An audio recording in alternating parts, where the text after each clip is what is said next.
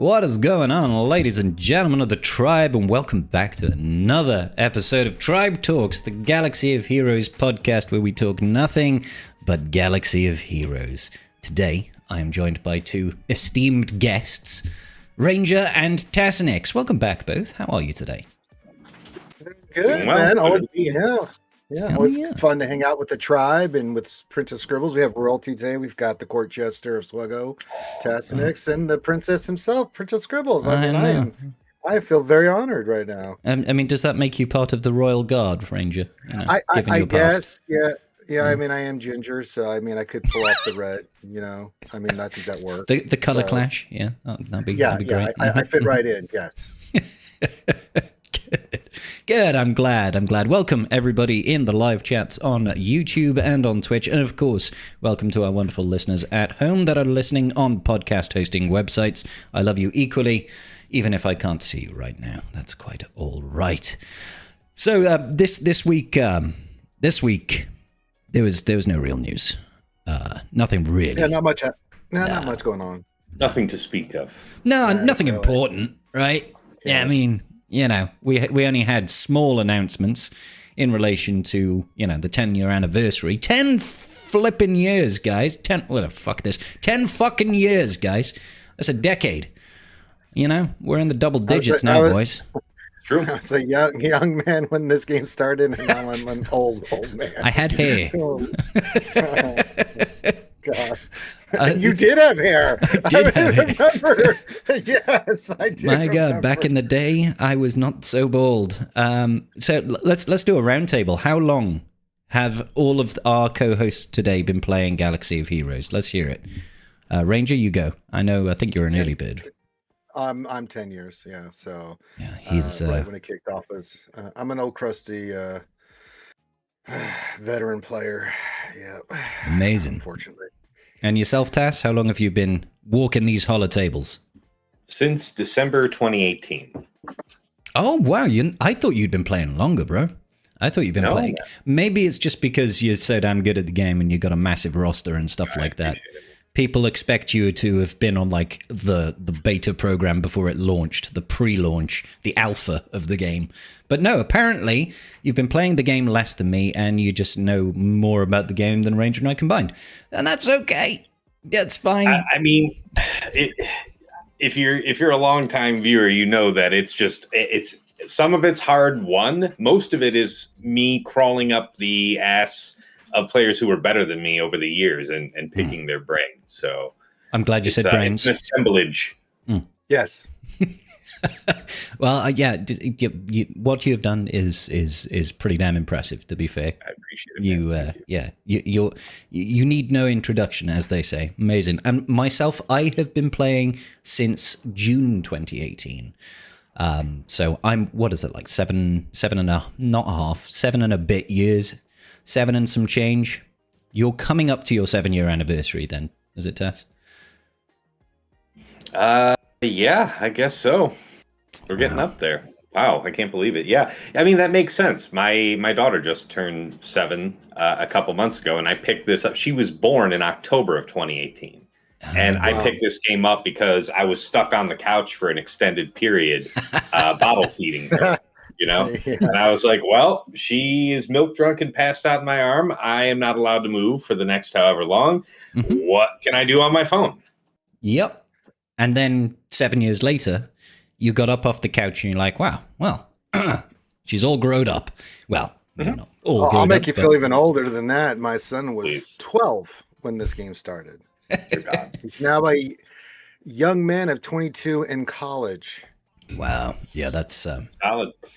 Talk about deal. Feeling old. Mm-hmm. Yes. Mm-hmm. Yes, I need to turn Ranger's volume up a little bit. There we go. I pumped his volume just a little bit higher. Maybe Ranger was I moved the mic a little bit closer for you there, Greyport. Hopefully that fixed everything. Appreciate it. Yeah, so long-ass time, guys. Long-ass time. And, the enduring thing that I got from this update with everything that's going on is it's like, this is a big update. It shows they have confidence that this game has legs. At least that's what I feel like one of the big takeaways. They're not if they thought this game was dying in the next 2 years, they wouldn't do a big update like this. I feel. Maybe I'm wrong. I agree with that. But it gives me positive feelings that this game can continue along its current trajectory for some time to come. Here's to the 20-year anniversary of Galaxy of Heroes. When I don't know, will we be in Zimmer frames, walking sticks? What are we talking? It's like I just read the message from some guy.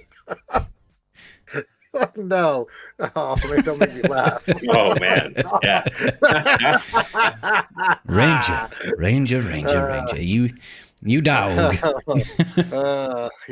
They're not wrong, Yeah. Although I have had my fun around the world. Oh, man. Romping around the world. Yeah. Yes. Oh, that's good stuff. Sorry, that made me giggle. I was just reading the chat looking for comments and questions, and I saw that one that just broke me out. I was like, okay, all right, guys. Okay. Sorry, I forgot. What were you talking about, Jesus? I don't know. Maybe Galaxy of Heroes. I'm not sure. Yeah. Okay. Yeah. Back to Galaxy. Oh, that one. Please. Yeah. Give me back on target. Let's please. I'd like to pick both your brains. What are your initial thoughts? Let's start a little bit narrower, and then we'll get a bit broader later. Let's just go straight in at what are your thoughts on Colosseum first and foremost as a game mode? Concerns. What do you like about it? What you don't like about it? Let's get a little bit of opinions going on in here. Whoever wants to jump in first, and we'll feed off that like a bunch of scavengers. Yeah, Tess, if you'd like to go first, my friend. Sure. Yeah, I'll jump in. So I like that at the very least with Colosseum, they're removing galactic challenges and they're balancing out the time spent in the game. So we're always clamoring about wanting new content to play, but we're also saying that we don't want to spend more time in the game either. It's already feels like it's too much. This is what we're all saying all the time. So they're like, okay, fine. So we'll rotate in this thing. We'll take out galactic challenges. You'll get the rewards, through this or elsewhere. Don't worry about that. What you should worry about is, you want to be good at this new mode. And I think that that's pretty cool that they're being respectful of our time, right, wrong, or indifferent with this mode. They're not asking more time of you to experience it. It's just a different application of time. So that said, I just worry that it's going to be more like a competitive raid type of thing. Yeah. Like it'll take a matter of days or weeks to figure out the optimal compositions. Everybody's going to be, just racing up to the top, getting virtually the same score with those optimal teams. Yeah. And then, deciding whether or not to submit that attempt. If it is, do I have the extra 1, 2, 3 points I think I need before I hit submit? I don't know that necessarily feels fun if that's how it ends up working. So there's like the good thing, and then there's like the thing I'm a little concerned about, but there's also more information that's yet to come. Like this was an enormous info dump, but it's very clear that there's more details that they did not share. Yeah. This is what I've said on a couple of my streams or whatever. I feel like until we get that other set of information, I shouldn't have too firm an opinion, but I'm optimistic. I like the idea of something new. I want it to be good. I just don't know. I don't know. Yeah. We still have some pieces that are missing. It definitely is one of those situations where they gave us a lot of information and you just come out with more questions, right? It's like, okay, that's great, but how much currency do we need to get one Relic 10? How much currency does everybody get on the leaderboard on a daily basis? What does that look like for the average free-to-play player? What does that look like for the average dolphin? What does that look like for the average whale? Are these drastically different, or are they very similar? And it's like you said, we had a bunch of questions. We had some stuff come through on the Friday night from the devs talking, just giving a little bit more context around like the tier system, the leaderboard, the daily leaderboard. So we know a little bit, but it's still, we just need more info. We need more info. Ranger, what are your thoughts on Colosseum as a whole? Well, I'm pretty. I mean, the Coliseum itself, I'm kind of excited for because one thing, with the time and everything that Taz said, but one of the things that I was thinking about is they can rotate out new Hmm. every era, new boss fights and stuff for us Yeah. to do. And plus, we're not going to be stagnant in a shard either. We're going to be going against other players too Mm. in that. So it's whatever. We still need to know more about that. But that's got me very happy because we've seen in the past being stuck in a fleet shard or anything that just gets, ugh, God, Yeah. stagnant and old. The one thing I did have just that's the PV side, but they did mention a PvP side about that. Mm. And I was Mm. kind of reiterating you said in your video. I was like, yeah, how you gonna make that work? Because that's how do you differentiate? Is it just gonna Yeah. be who spent and who didn't, kind of thing? Because you can't use So mods. Everybody's you using the can use same mods. characters. No mods. Yeah, Like how do like you change that PvP environment? Like how do you make an impact there? Because there's right. maximum going to be there's like 6 characters. They said something about loaned units. How many loaned units? What loaned units?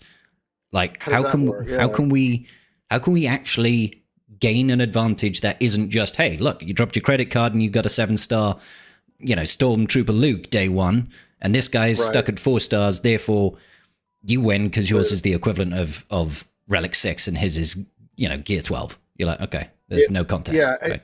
I've got some concerns on that, but again, as Tasnik says, there's a lot of information we don't know. Yeah, for sure. So I got to see way more on it. That made me a little apprehensive on the PvP side because you and me and everybody's been all over CG about TW and GAC fixes and or changes down the pike, right?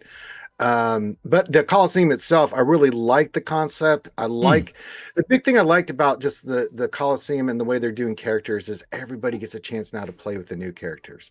Everybody gets a That's chance, true. to go in and use this stuff. And with what they said Friday, that everybody's going to get Relic 10. We don't know who from like bottom to top what that's going to look like, but that's good. If you participate at the bare minimum, you're going to get some Relic 10, right? Yeah. So again, more information needed, but I'm pretty positive on the Coliseum stuff. Yep. Yeah. No, yeah, it's absolutely right. Definitely want to see more info. And I'm assuming we're going to see something this coming week because it launches on the 18th. And usually we have the update loaded like the week before, like at least some of the assets go into the game. So they might give us information either on Tuesday or the Friday to say, hey, look, here's a Q&A, everything that's come into the game in this next big update. Here's talk about Coliseum. Here's the new shipment store. Here's what you can actually spend your episode currency on. Because I don't think it's just going to be whatever they'll call it, like Beskar ingots or something to help get you to Relic 10. There'll be other things in there. There'll probably be some form of signal data. There'll probably be some other stuff that you can spend your currency on. Because candidly speaking, there's a lot of early game players that aren't even thinking about Relic 8s and Relic 9s. They're not caring about Relic 10 just yet. They want to get more characters up to Relics. They want to hit those, want to start unlocking some Journey Guide events. They want to work on things like their Executor, or probably in this case, Profundity nowadays because of the Rogue One changing up that early game fleet meta. So yeah, I'm expecting something to come out this next week. And hopefully that's going to put aside some of the challenges that people are foreseeing with this. Because I just don't want it to be a whale-only thing. So yeah, that's fair. I like the idea as well that we have got, basically in each of these eras, I think Ranger, you touched on this, but we've got 4 bosses, right? 4 bosses that will rotate daily for Colosseum. And supposedly that's going to change each era. So we could get, next era, 4 brand new bosses. It might not be 4 brand new bosses. It might just be 2 brand new bosses and 2 of them stay. And maybe that just ends up like rotating. Kind of like galactic challenges. Like across the long run, there's like a dozen different planets with different modifiers. And then they throw different teams in. And those teams interact a little bit differently with the different planet modifiers. So it like kind of shakes it up a little bit every time you play it. So I'm hopeful because the bosses look cool because they're like what you would expect a raid boss to be. We're seeing the Zepho Tomb Guards, we're seeing the Hotas, we're seeing an ATST, we're seeing, what was the last one?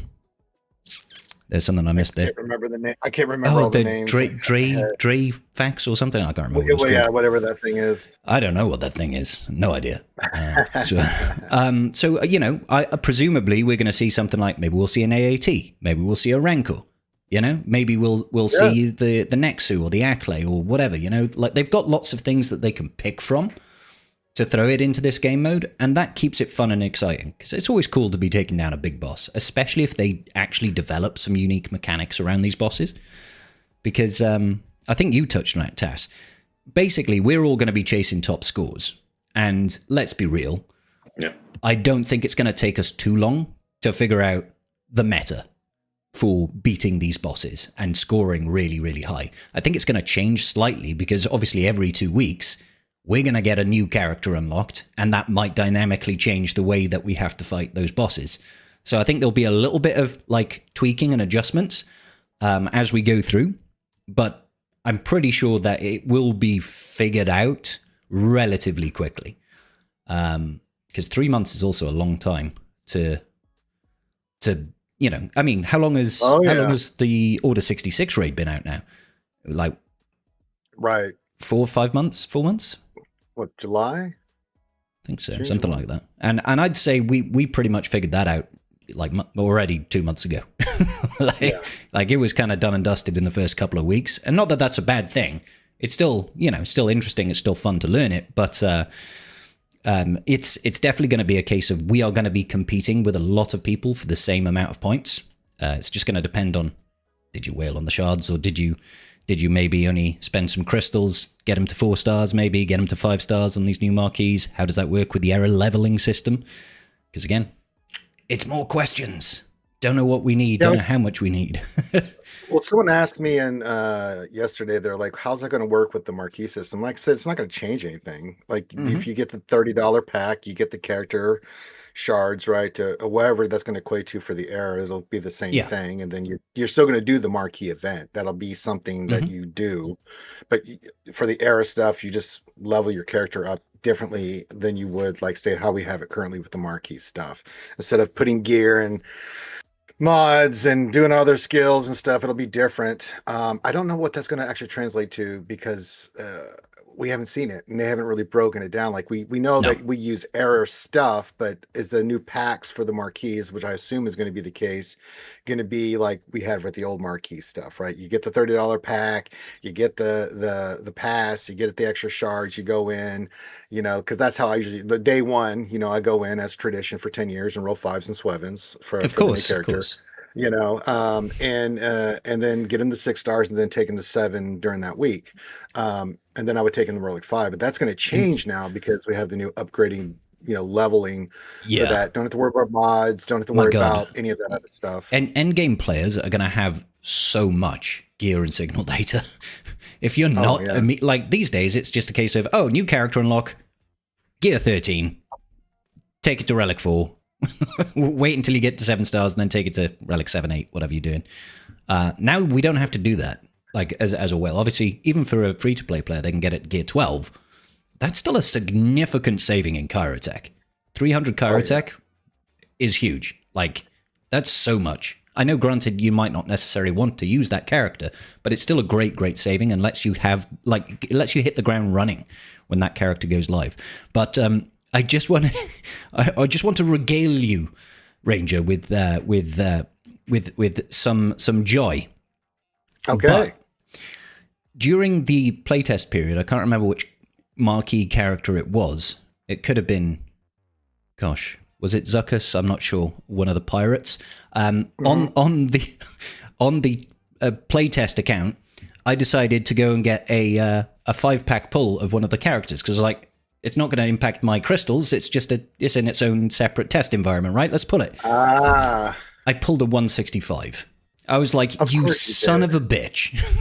Like, of course. I have never done that on my main account, and you throw me a 165 on the test account. You bastards. Yeah, you burned up your luck there. Yeah, that is I will never do it again. It's never happening. It'll never happen again. Yep. That's like winning in the preseason. It's like, yeah, you won, but it doesn't count. There's still the regular Congratulations, season. cry more. Way to go. Well, I don't know if it was. I don't know if it was actually 165 because the end result after pulling the pack was 165. So I'm not sure if what the actual the drops was, because I literally just went click click click click click, and then I looked at the shards on the character. I was like, I haven't even done the marquee event, and I'm 165 shards deep. I was like, oh my god, yeah, you got a big one. I was just like, oh man. I was really tempted to go over to the main account and do a 5 pull. I'll be like, hey, it might happen again. But of course, that's how they get you. That's how they get you. So yeah, first one's free. First one's free. Yeah, that's they get you hooked. That's right. Oh my gosh. So yeah. Coliseum game mode looks pretty nifty. There's that error challenge that they're bringing in as well. That's like the replacement for Galactic Challenge, but it's only once every fortnight and it runs for a week. So it's like we're basically doing one of those instead of 4 Galactic Challenges over the same period. So I'm presuming it's going to be quicker and easier. That saves a little bit of time because, like Tass was saying, this game is a time sink, right? It is a big, big time sink.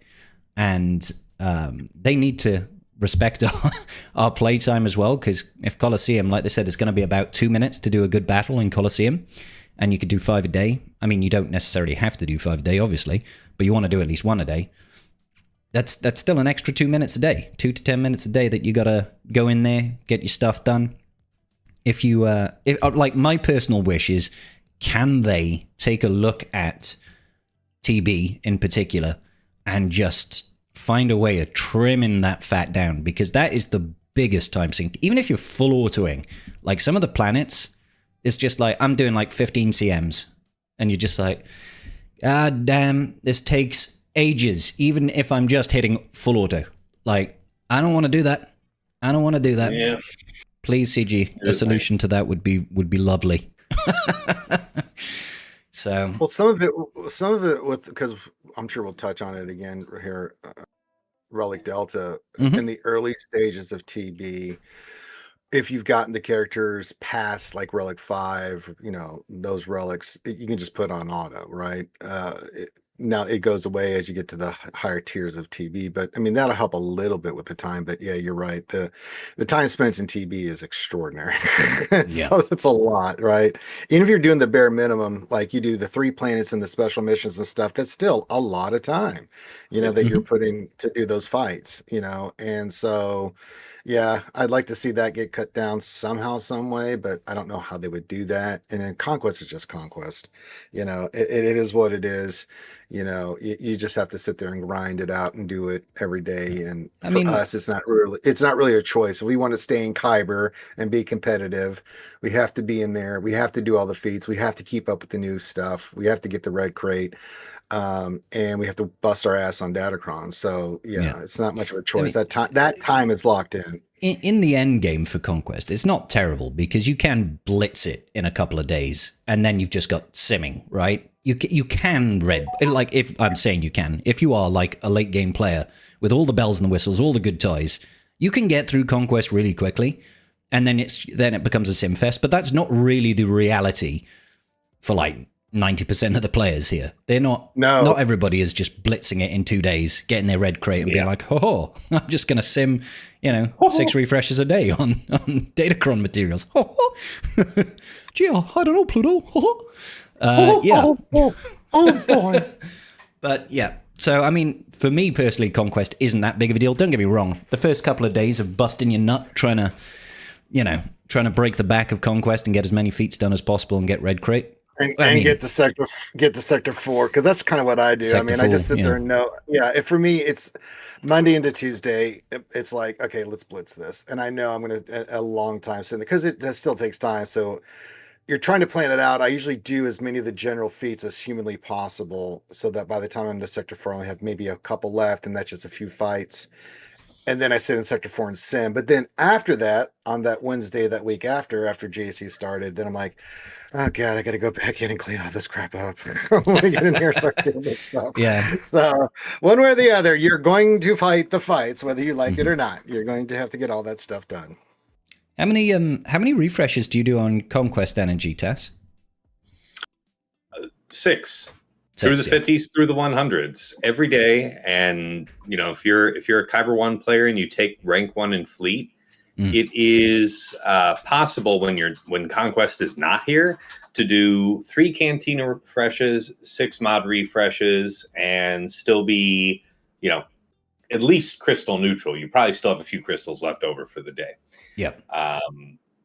When Conquest is here, you could just move 3 of those refreshes that I would otherwise put on mods over to Conquest, and that's where you get your 6. And so, it's something like 3 mod refreshes, 6 Conquest refreshes, and then maybe only 1 or 2 Cantina refreshes, depending on what your daily crystal income is. So the point is without actually spending money, because that's what a lot of players, myself included, try to minimize my spend on Datacrons in particular, because why am I spending money on pixels that expire every 4 months? Yeah. So I try to avoid that as much as possible.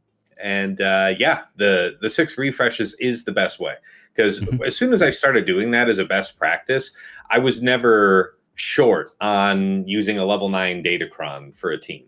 Yep. Yeah. It makes a huge, and Tess, that is literally the exact same refresh path I do. Outside of Conquest, it's 6 on the mod energy, 3 on Cantina. When Conquest is active, I do 6 on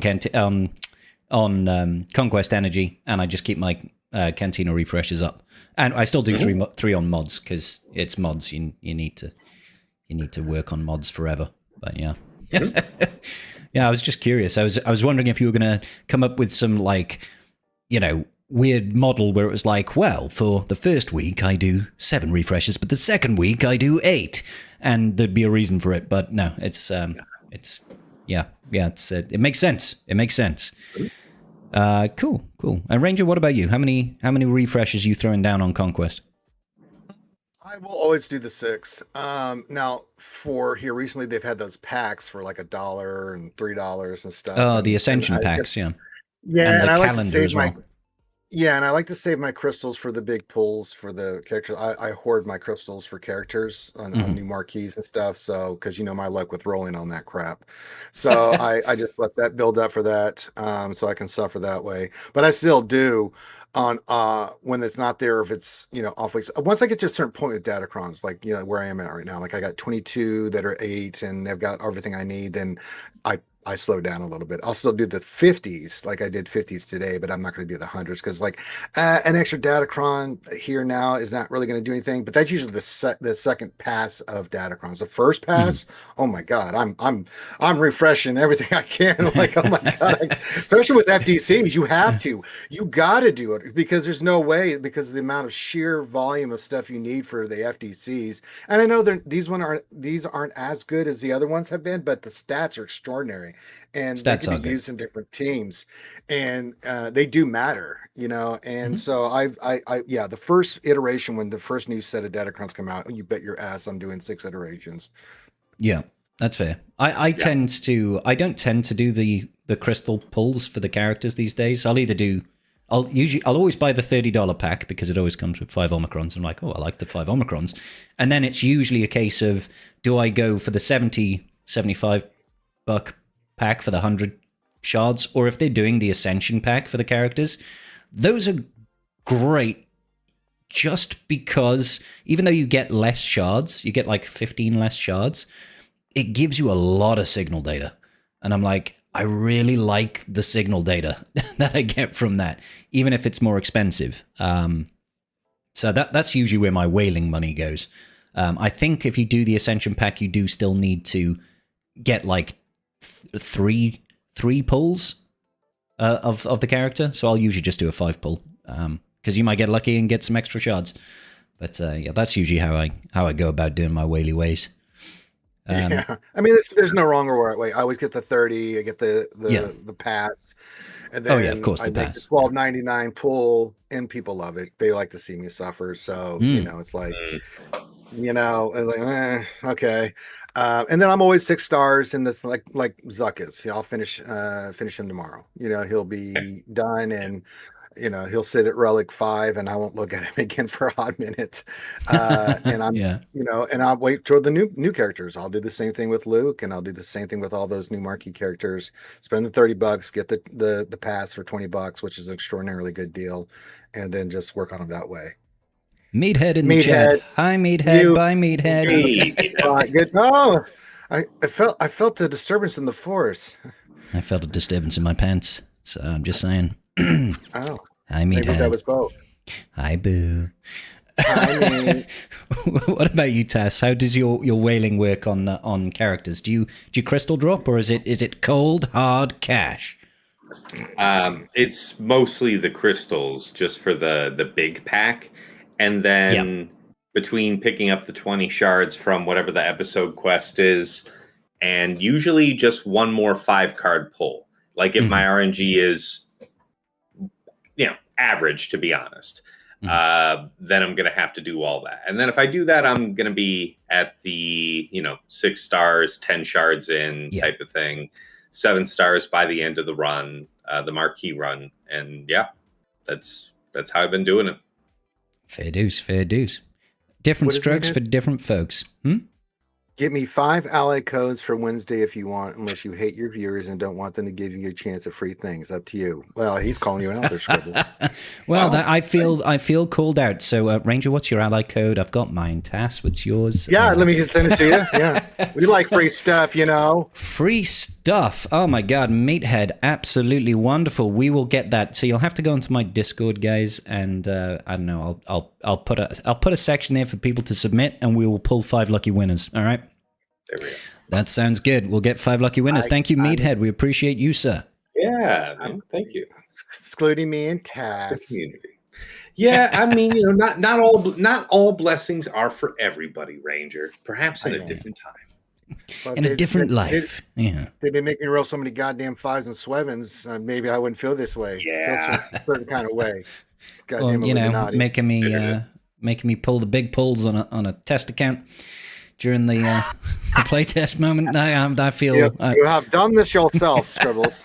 I shouldn't. I don't know why I did it. I was just like, I could just spend these crystals, and it because doesn't matter. When you're in the test environment, you can do some stuff that you can't normally do, and just when you're not testing, whether you're taking a character up and down or doing all the stuff we can do in there, it's kind of sometimes you're just like, well, I have unlimited crystals. Why not? Because let's just have some fun. So, and then when you hit it, the great sadness.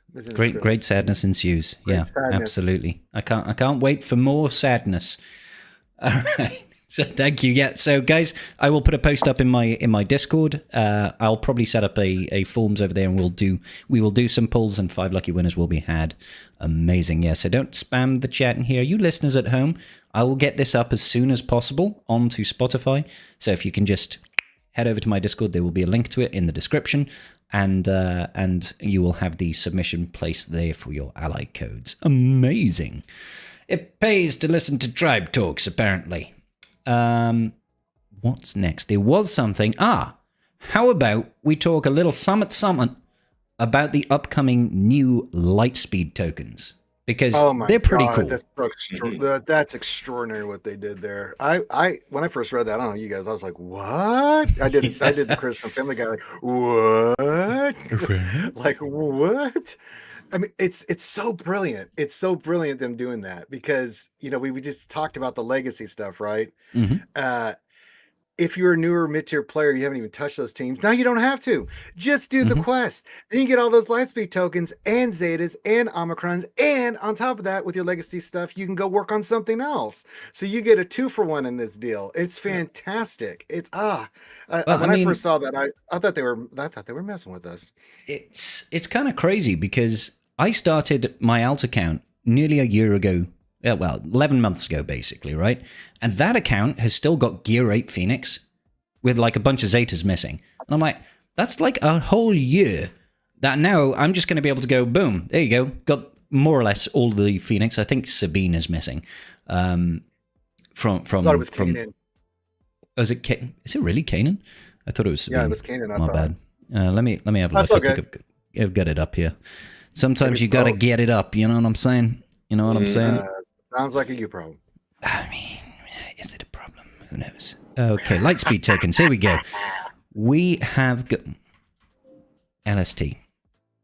Okay, so Hera, Sabine, Ezra, Chopper. Yeah, you're right. And Captain Rex. Yeah, so it is. Losing Kanan kind of sucks because he's kind of important, except for when you're countering like Inquisitors or something. But he's still kind of useful to have. Still, if my nearly 1-year-old account could still have those guys at Gear 8, and I'll be like, whoa, not only are we getting like in 2 weeks' time, like 20 Zeta mats, a full Zeta, as well as 6 Omicrons, but also basically a full team of Rebels straight up to Relic Zero with all the Zetas applied. That's huge, bro. That's so good. That's so good. True. I can't, like, it blew my mind. All the teams, I mean, all the teams in there, Vanguard team, you know, with the Jedi, you got the Inquisitors, which is extraordinary. I mean, when I saw those in there, I was like, wow. The Inquisitors is a massive win. The Rebels, I was just like, that eliminates so much. If you are a newer player and you're coming in, you don't have to worry about those teams as long as you participate and do the quests and stuff, which I expect to be somewhat doable, right? And, you know, and then you can take these characters up to those levels and you're not even thinking about it. And then you're like, okay, what else can I work on? That's such a good deal. I mean, that one was really top notch from CG. You know, they'd mentioned Lightspeed tokens that they wanted to do something with them. And so far we've gotten like, I got the episode pass. Yay. But now look out, here comes a whole year of this stuff. Like, what is going on? Yeah. Oh, it's really good. It is really good. So it starts on the 18th, starts straight away, and it finishes, let's see, I think it's like 3 months in, isn't it? Let's have a look. It finishes 4 months. So it finishes in April. 4 months in, okay. So I guess that's 5 months, isn't it? Really? So yeah, 21st. So it's pretty damn cool. It's pretty damn cool. Like Relic Zero, all the Zetas, some really good teams. Even Lightspeed tokens there that can be used on Journey Guide characters. Yeah. So like you can get BAM, you can get. I've granted characters like Grandmaster Yoda and Emperor Palpatine or R2D2. It's kind of like, and does it really matter so much? Not that it's a bad thing. But it's like those are the pre-Kyrotech days, the easy gearing days, where you can sneeze and kind of, you know, get those gear on. But it's still an absolute flipping win. And I'm hoping that CG continues to do this sort of thing just year-long. I hope they do year-long, even if it is quests. Just give us old characters with Relic Zero Lightspeed tokens that can work as a catch-up mechanic for new players coming to the game. Sure. Yeah. Because that would be cool. That would be so fun. Like, I'm down to clown with that. Because I know Lightspeed tokens, when they first came in, they didn't really come out with a big bang. I think people were so, like, conditioned for Lightspeed bundles, which are a little bit sexier, right? Because you get the whole team. You know exactly what you're getting. You can go straight for it and you'll be like, oh, look, I've got, for some reason, all my Ewoks at Relic 3. Or, you know, I've got all the characters for Supreme Leader Kylo Ren at, you know, Relic 3 or 4 or 5 or whatever version they bring out, right? So when they came out with these ones and they were like, there's some that'll take you to Gear 10, some that'll take you to Gear 12, some that require the episode pass that'll take you to, what is it, Relic 3? I can't remember now. So I think they were met with quite a lot more disdain because people were just like, well, free to play have got no real access to a good Lightspeed token. Like, they don't really care if they get a Gear 10 character out of it because that was the occasional one that you get free on the web store. And then there's, if you complete the free pass, you'll get a Gear 12 one, which is still nice, but it's not like mind blowing and it's one every month. You know, it's like, So these ones coming out, and it gives you Relic Zero characters, and you're getting like 2 every 2 weeks. That's freaking sick. That's freaking sick. I want more. I want more for the new joiners so that they can play with some fun teams. What teams do you think would be good candidates for these new Lightspeed tokens? Obviously, not ones that are already existing over here. Just working from things like you would want to take good teams. Let's say that there's a floor that they've already got tokens out for. There are characters high enough up from there that they don't want to put Lightspeed tokens out because they still want you to kind of, I don't know, spend for them. Spend crystals, whatever, grind for them, whatever. They don't want you to have an easy leg on characters that are so recent. But there's the characters in that middle band that are older. Like, I don't know what the Lightspeed bundles are, but for things of the grade of like the full CLS team, stuff like that. Yeah. I mean, granted, you can't really do that because of the related journey guides. I don't know. But something could be done to ease the path. And there are any number of teams between the likes of CLS and up to something like you just said, Great Mothers, where they're not really doing that, at least not very soon. And yeah, that's where the space is. So stuff like, I don't know, I guess it would. That's another conquest thing, though, right? Like Malgus. I was thinking Malgus, stuff like that. They could do stuff like Old Republic, Sith Empire.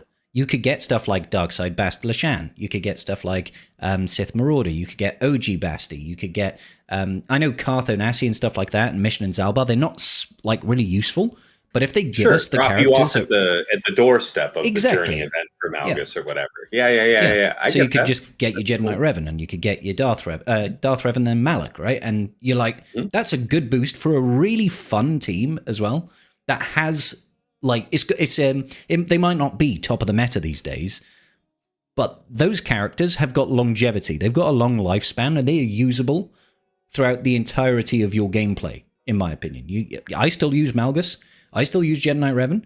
Sure, he's more of a support now than he is the star of the show, but he's still a valuable character to have in your roster. So it would be kind of cool to do something like that. That'd be good.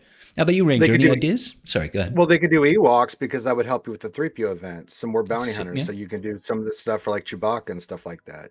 Some of these other things, like you guys mentioned. So that getting the Ewoks, like how we did it back in the day, but having them all Relic Zero, you might have not so many problems. Like you have the gas event to get the characters for that. With Lightspeed tokens would be fantastic, right? So that makes that it's still you could get like the 5 and first, and you could still use them with like Shaq T until you unlock gas, and that's still early game. It's still a decent team. But it's less for the early players to have to put the farm, and I love it. It's like, don't mess around with that. Save your gear, get your stuff in, salvage your stuff, work on other things. Get those GLs going and legendaries that you need for your team, and then let the just work on the quest and get the Lightspeed tokens and round out that other stuff. I like it. I think, Ewoks. I mean that's just some of the ones I thought of when you said that. But I mean, they could do Geonosians. They could do GG Squad. Like we had Smeagol in the chat say GG droids. Having like Droideka, B1, Stap even to a certain degree. Yeah. Like it would I would love it if they did them for like Wat Tambor, Hermit Yoda, Wampa, but I think we're probably reaching too much. They don't really like to give us those pseudo journey guide characters. And Cam would be great. Like, because Cam's a pain in the ass to get these days. Oh my god! Like most new players to the game are not getting Cam. They're just not. Like, unless he turns up in a Lightspeed bundle or a Lightspeed token, they ain't getting Cam. So, yeah. So to be clear, guys, at home, we're talking about these new Lightspeed tokens that give you a Relic Zero character with the Zetas. Not a paid for Lightspeed token, just something that they could give you one a week, every week, and it would just be one character, but they'd be thematic. So, for example, you could get Basti 1 week, and then the next week you might get Karth, and then you might get Mission, then you might get Zalbar, then you might get T3, and then you'll be like, oh, I can use these guys, I can get myself Jedi Knight Revan. Boom, straight away. It'd be sick. It would. So I'm hoping against all hope that CG continues down that trend and just lets us Get these just because they are specific with these ones. They're not like faction based. They do have some here as well for faction based. They'll basically give you 4 characters, and then they'll give you a faction, and then they'll give you a journey guide lightspeed token, right? But I'm talking about they can have complete control over which character that they're giving it to. So, like I said, they could just give you Darkside Basti. She's flipping phenomenal. That'd be great. I'd be super happy about that. Super duper happy.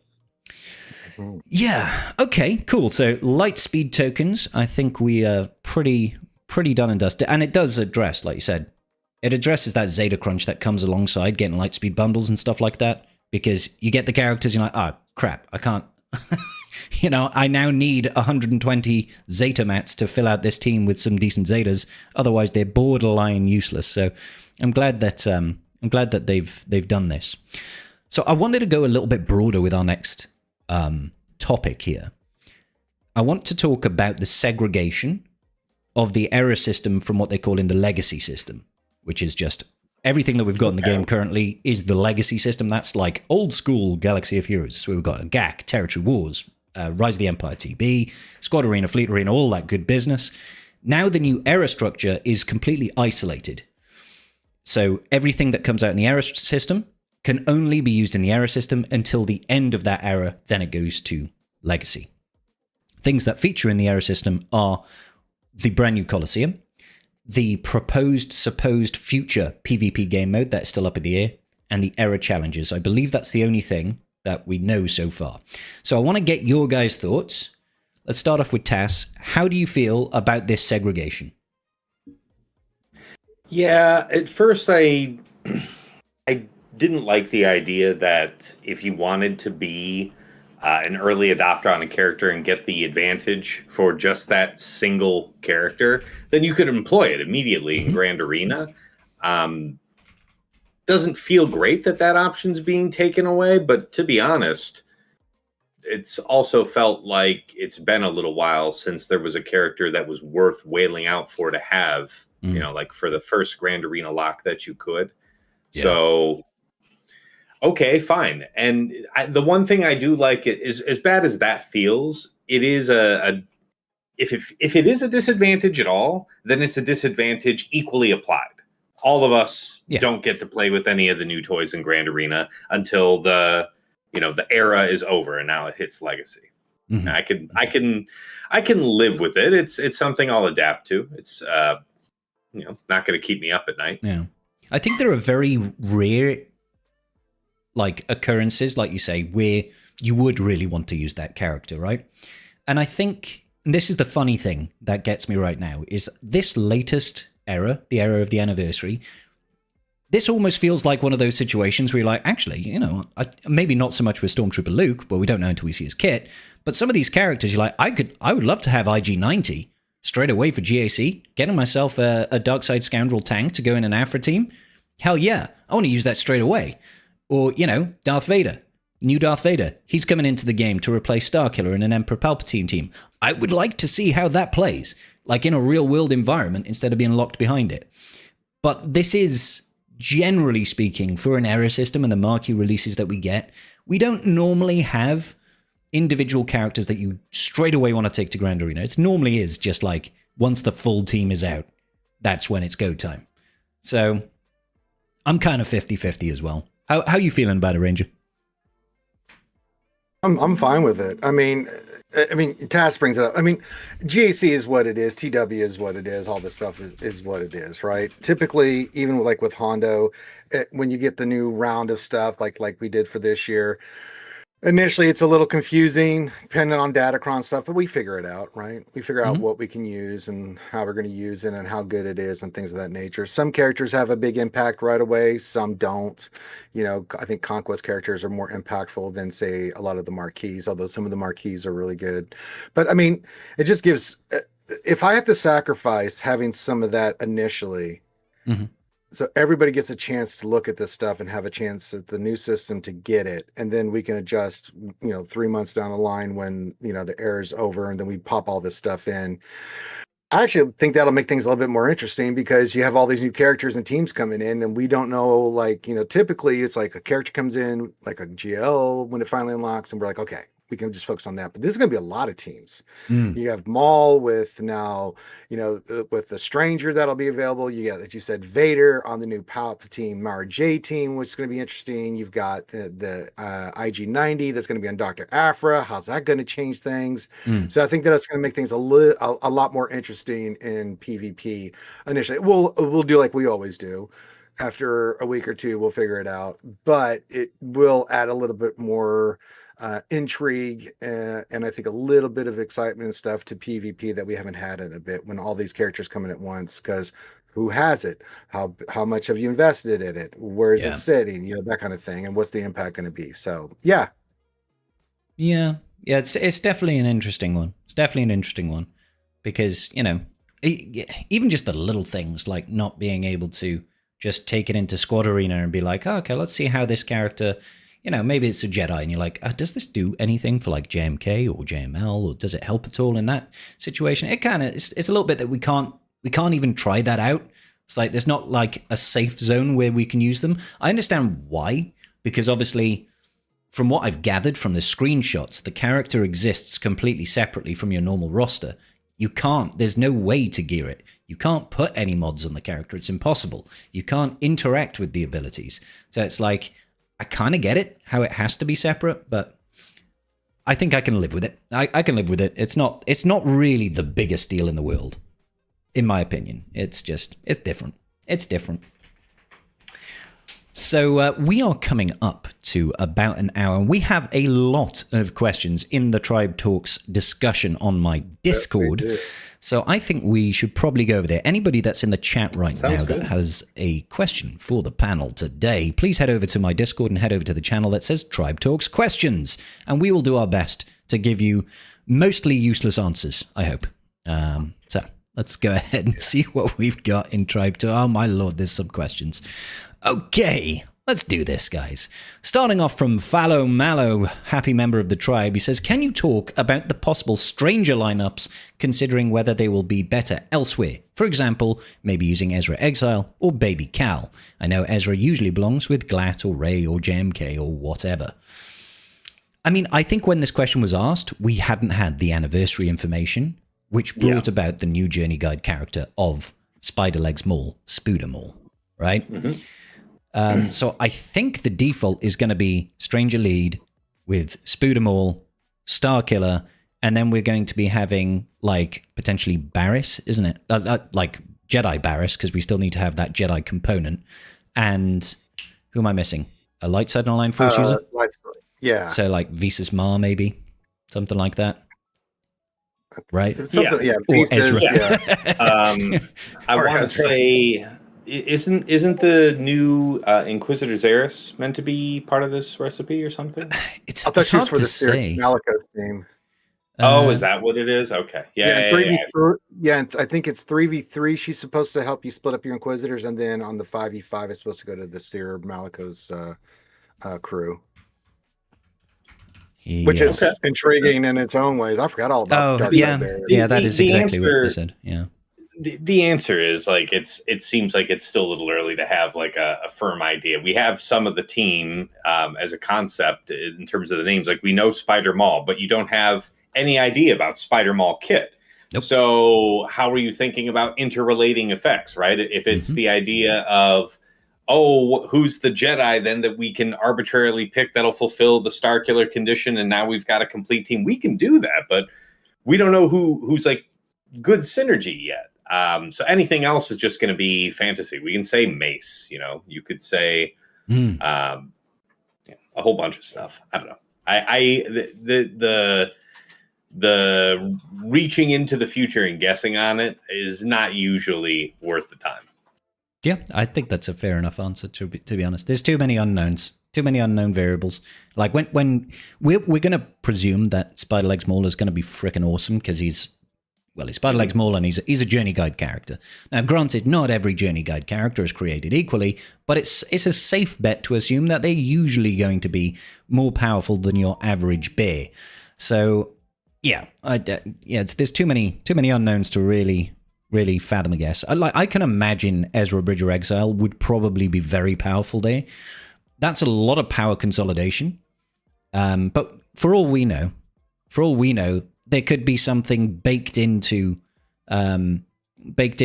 Spider-Leg's mold kit that says, turn off all of his unique if there is a Spectre on the team or something like that. There could be something quite literally that stops us from using Ezra Ridger Exile in that team. So, yeah, I feel it. But I do appreciate the question. All the same, Fallow Mallow. So, next question then. We've got Grant Almighty. Regarding error battles after the CG post, is it fair to assume that we will still get error battles in the new ecosystem? That's a good question. Are we going to continue to get the error battles that give us, the 5 Gerda keypads, 5 droid brains? Sometimes we get 2,000 crystals for that R9 tier. I would expect the answer is yes, because that's how it was implied when they were announced. Like, they're going to be frequently seen during their era and then infrequently seen thereafter. But not something where they said, like, after a certain limited run, it would just be discontinued. So, yeah, I expect those to still, show up from time to time. I think they will have to adjust them slightly because we don't have gear levels or relic levels. We have error levels for these characters. So they'll have to change the requirements for the tiers. Because for the R9 tier, that's probably going to have to be, you've got to be error level 95. Because that would be the equivalent of Relic. Well, actually, that would be the equivalent of Relic 6. So technically speaking, is that actually now easier to hit that top tier reward? Because you're not having to invest in Relic 9 characters and all of a sudden you can get 5 Gerda keypads? That's a huge win. If you don't have to, obviously, when you leave the error zone, the error sector, the error itself, they occasionally bring back those old error battles, right? Maybe it's once every fortnight for a couple of weeks, for a couple of shows. Maybe then you might need to Relic 9 them. But during the error, there could be phases where you could be earning R9 mats with only technically a Relic 6 level of investment, with actually no gear spent, no signal data spent, no nothing. That would be amazing. I would be really happy about that. Yeah, that'd be pretty incredible. Sure. What do you think, Ranger? Do you think we're still going to see these error battles come through? Oh, yeah. Are you kidding me? Yes. Because they want people that, if you make an investment, Now, the adjustment you mentioned, I think is important because remember Lord Schmader and that one error battle? Oh, God, yeah, that wasn't fun. But as long as the adjustment's there, yeah, I still think they're going to do that. Of course.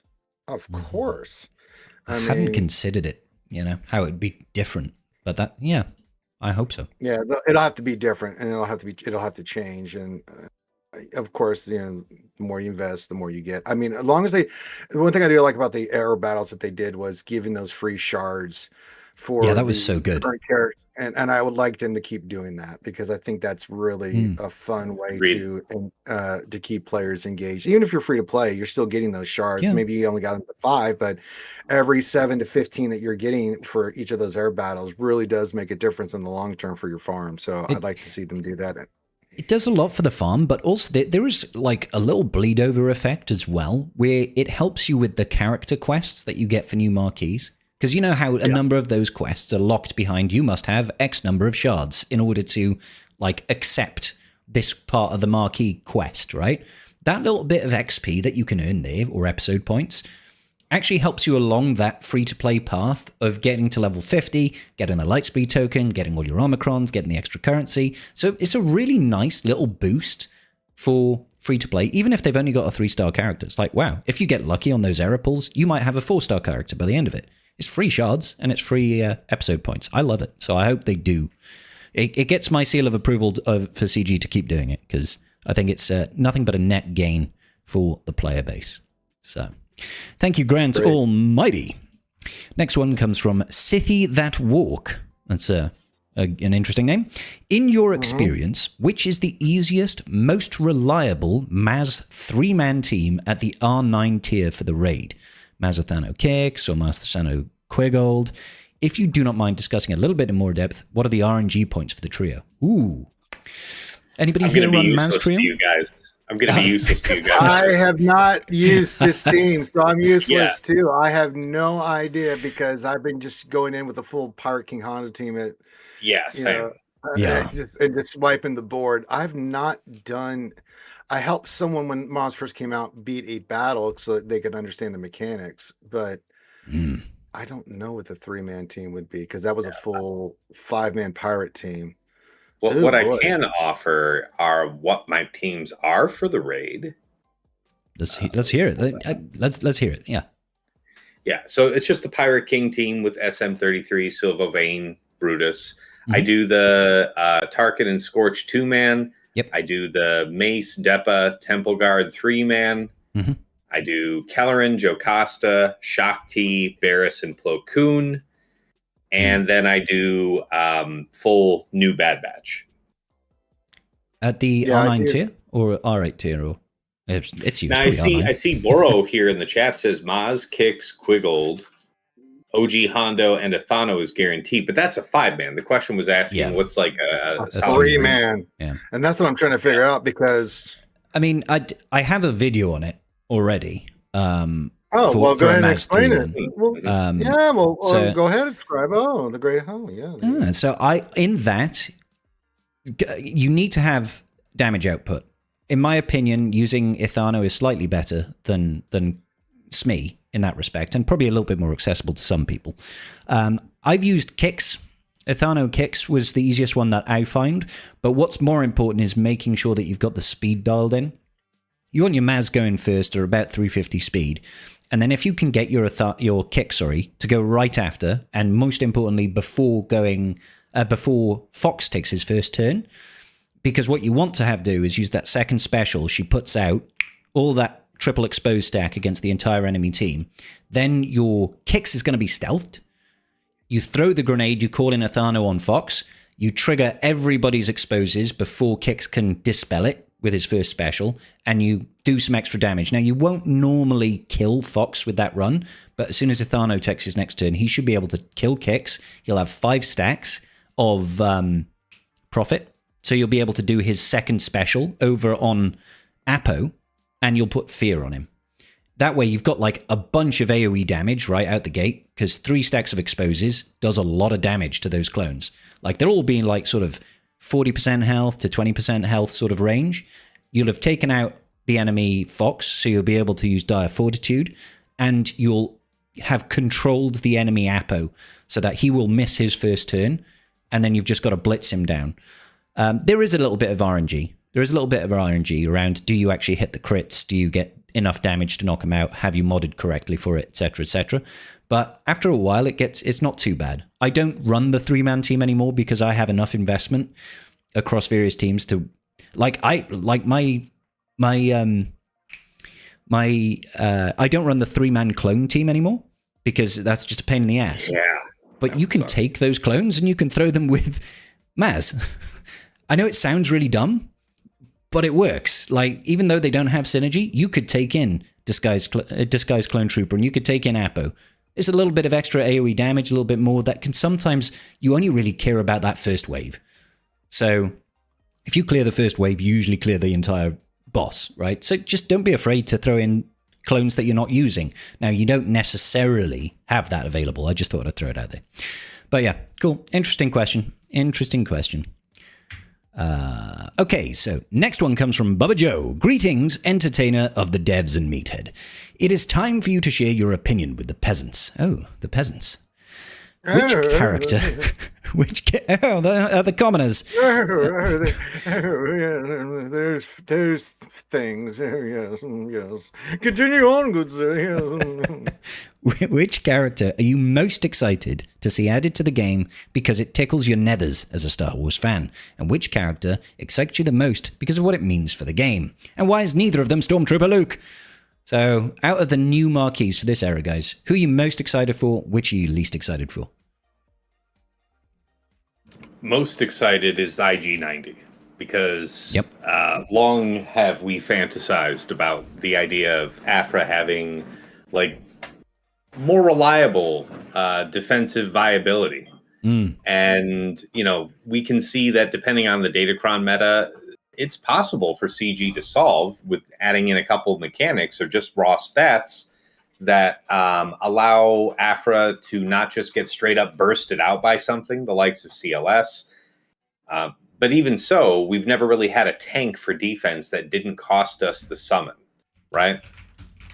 You could throw in L3, but then you don't get the summon droid, and that summon droid does a lot. Yeah. So now that's actually a big deal. And as an Afra fan, I like that because Afra's fallen by the wayside. For the lifetime of this Sortie-Cron, people putting that on their Jabba, that's not really great news for Afra. It's been tough out there between the defense, the critical avoidance. It's bad times. Yeah. So yeah. And it is like you said, she has these moments where a Datacron comes out that's either specifically for her or just works really well for her. And it's like, Afra's amazing! And then that Datacron dusts, and you're like, and we don't see Afra anymore. It's like she goes back in the box. She comes back in a couple of quarters when we've got a new Afra Datacron kicking around. Okay, so IG-90 is your most excited. Who do you not give two hoots about? If anyone. Is he muted? Oh, I think you're muted, Tess. Sorry, is it the cheap answer that we're not allowed to give the Stormtrooper Luke? No, you can give Stormtrooper Luke if you want to give Stormtrooper Luke. Fine, I guess. Like, good. Make him a good kid. Make him worthwhile to use. Like, I hear that he's, going to be a lifter for that team, and now you've got some real use case. Okay. I mean, I'm fine with that.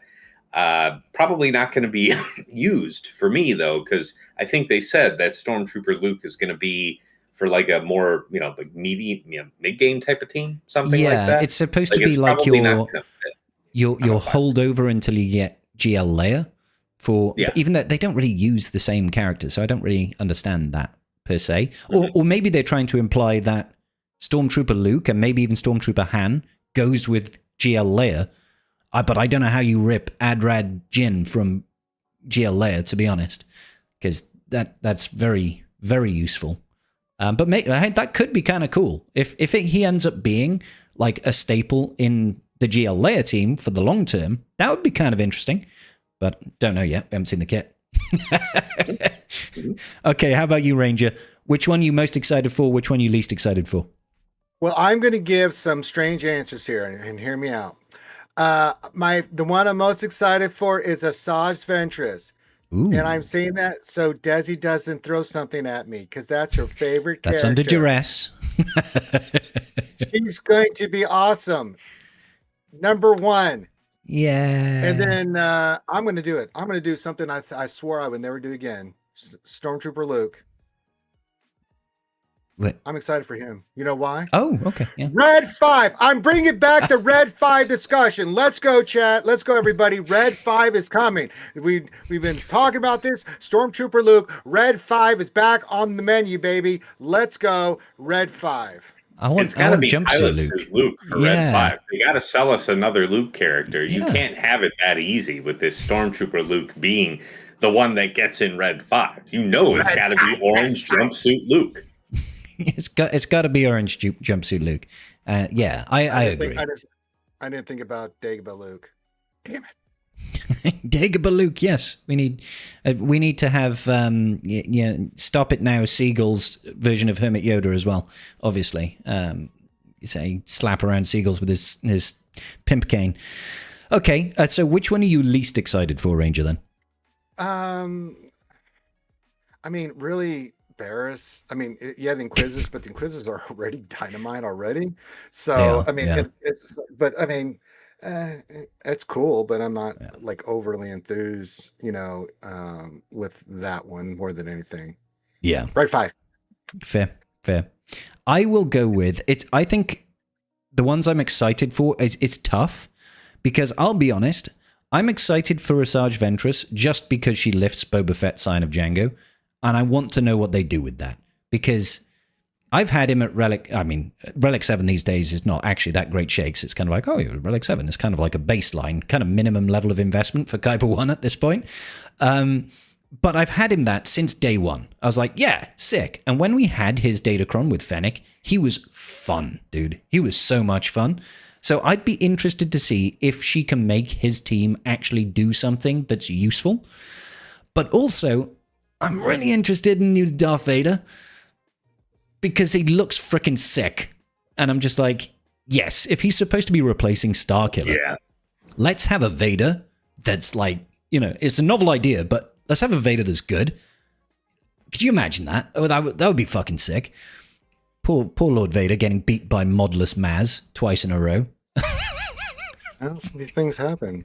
I don't know if you saw that, Tass, but I locked in this season without any mods on like Maz or Pirate King Hondo. I did see that. That was funny.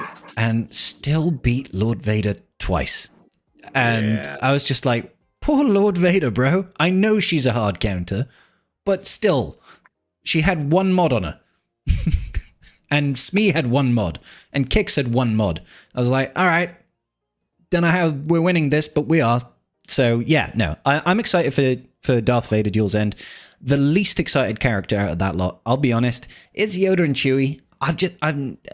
Tarful, I've never vibed with Tarful, never done anything with him. So it's hard for me to get excited because I just don't have any exposure there. Yeah, the Yoda Chewie is kind of an ambiguous character concept. It's going to be one of those things like, how hot were you for Chupio? And then they release the kit and you're like, oh shit, this is actually amazing. So, character's probably going to be awesome, but yeah, whatever. Yeah. And I'll be honest, Tarful is my only Gear 12 character. Because I'm just like, I know he's got a mission on Kashyyyk. I don't blame you. Yeah. But I don't need it. I mean, sorry, Guild. Apologies needed for that one, sir. I'll get right on that Relic 7 Tarful. I mean, hell, if Yoda and Chewie actually turns out to be really flipping good, then I guess I will be getting like a Relic 7 or 8 Tarful. But long have I waited for the age of Tarful. Yes. Long have I waited. I pity the Tarful. Yeah.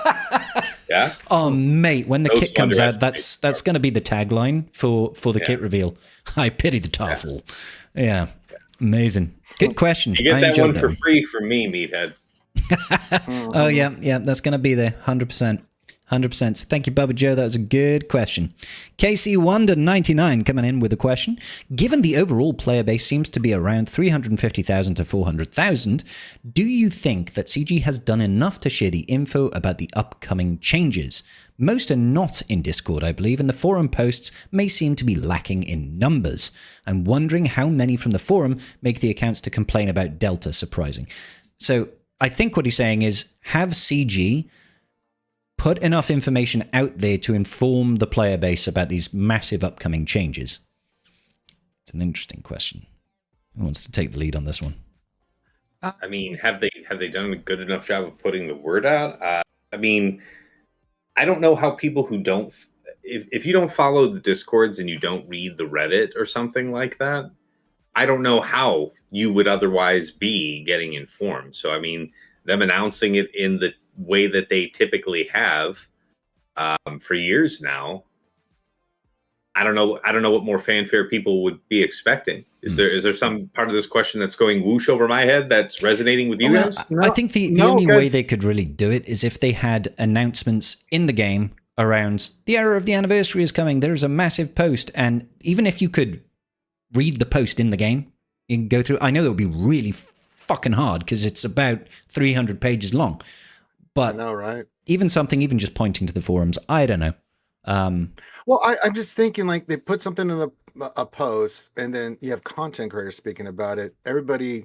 Most players are in a guild. Let's say you're not someone that's really hip or up on anything. Somebody in that guild is going to be, and they are going to say something because you're all playing this game together. So I don't, besides CG, getting on our Twitch and YouTube and doing a live stream where they could announce this and do other stuff like that. I mean, word of mouth travels very quickly in the Swuggo community, so if you have some players that, don't read that stuff or anything, they're going to hear about it from somebody. Somebody is going to be saying something, so I don't know what other than CG taking the time to go over this stuff themselves. They used to do those videos where they would do the. Oh, mate, I used to love those. That was with. I love those, and I wish they do more of them. But Doja Fat was it? Crom, Doja and Crom, and yeah, and So I'd like to see them do some more of that, but I don't know. So I mean, I'll put it out right now. Meathead and CG, if you're listening, right? When you get these big updates, if you do just a little animated thing that goes through the stuff, I'll do the voiceover for you. All right, I'll do it all, and I'll just send it to you, and you can use that as an in-game video that plays in the game, and you can inform people. There you go. I'll do. Yeah, there you go. All I'm asking is that it's got a QR code that links to my YouTube page, obviously. Damn. Yeah, I think in-game announcement is the only way they could capture more people. That's about it. But it's a fair enough argument. Not everybody goes on Twitch. Not everybody goes to the forums. Is that their fault? I mean, depends on how serious you are about the game, I guess. If you've been playing for 5 years and you don't keep up with any of the news, it's almost like on your head beard, I think. Hey. So thank you for the question, Casey. Appreciate you, my dude. Next up, it's Stars. Do you think that when your character enters the Colosseum, they each have their own signature monologue like gladiators? My name is Maximus Decimus Meridius, commander of the armies of the North, general of the Phoenix Legion, loyal servants to the true emperor Marcus Aurelius, father to a murdered son, husband to a murdered wife, and I will have my vengeance in this life or the next. No, I don't think so, Stars. What do you guys think? You mean like a John Cena intro? Look comes out. You get one animated intro per day on your first attempt. Then the next day they rotate the boss. You get a new animated intro for your first attempt. I'm hoping it's for the first attempt on that platform for the entire fucking era, because that will get tiresome. You imagine if Luke comes in, it's like, wait a minute, I thought I was going to Tasha's stage to pick some power converters. No. Looking around like, what's happening? Yeah. Oh no. Oh, I'm hoping against hope that Stormtrooper Luke does have a unique that says a little short for a Stormtrooper. I'm hoping that they've tied that in somehow. I really am. They gotta lean into the meme. Lean into the meme, CG. Anyway, yeah, I don't think so, Stars. Bobby Buckets, his question comes in with, what are you most looking forward to in terms of rewards from Era Rewards, Colosseum, and the new update to help progress towards more relic levels? Changes to those boxes. What you mean on the episode track where it gives you signal data and relic materials instead of gear? Yes, because I want to see what that amount is. If it's 2, not going to be very happy. Yeah, congratulations. You have 1 flawed signal data. If it's the same like we got from Galactic Challenges where we go in there and bust our ass and beat that thing, it's like, have 3 flawless signal. Thanks. Thanks, AG. Thanks. Wow, thanks. But if it's like starts off like 5 to 10, and then the next box goes 10 to 15, and then gets a little bit better every 3 boxes or something like that, or however they want to do it, I would be happy with that. But if it's like 2, then 4, then I'm like, hell to the no. So that's one thing I'm really interested in on. How about you, Tass? What are you happy about for this new update on the Era currency and what we can get from it and shit? Yeah, I mean, resource-wise, the only thing I really care about is that I don't have like a glut of is stuff for Relic 10. Straight up the new materials themselves, and then just more of whatever else I can salvage down into stuff for it. Otherwise, like most of my roster is Relic 8, Relic 9. Out of interest, Tass, how many Relic 9s are in your account? Oh, I can look at my compare for this round and tell you. Is it over 9,000? I have... I'm going to say 96. I have 180 Relic 9s. I was not even close. Here's the fun part. I just fought somebody last round, so you're like, oh my God, 180 Relic 9. I remember that feeling as well, like seeing people that had that. But dig this. Here I am with 180 Relic 9s, and I fought a guy yesterday with 283, something like that. So he's missing like what, 15 or something? Just a couple. Yeah, just a few, whatever it is. But, it's...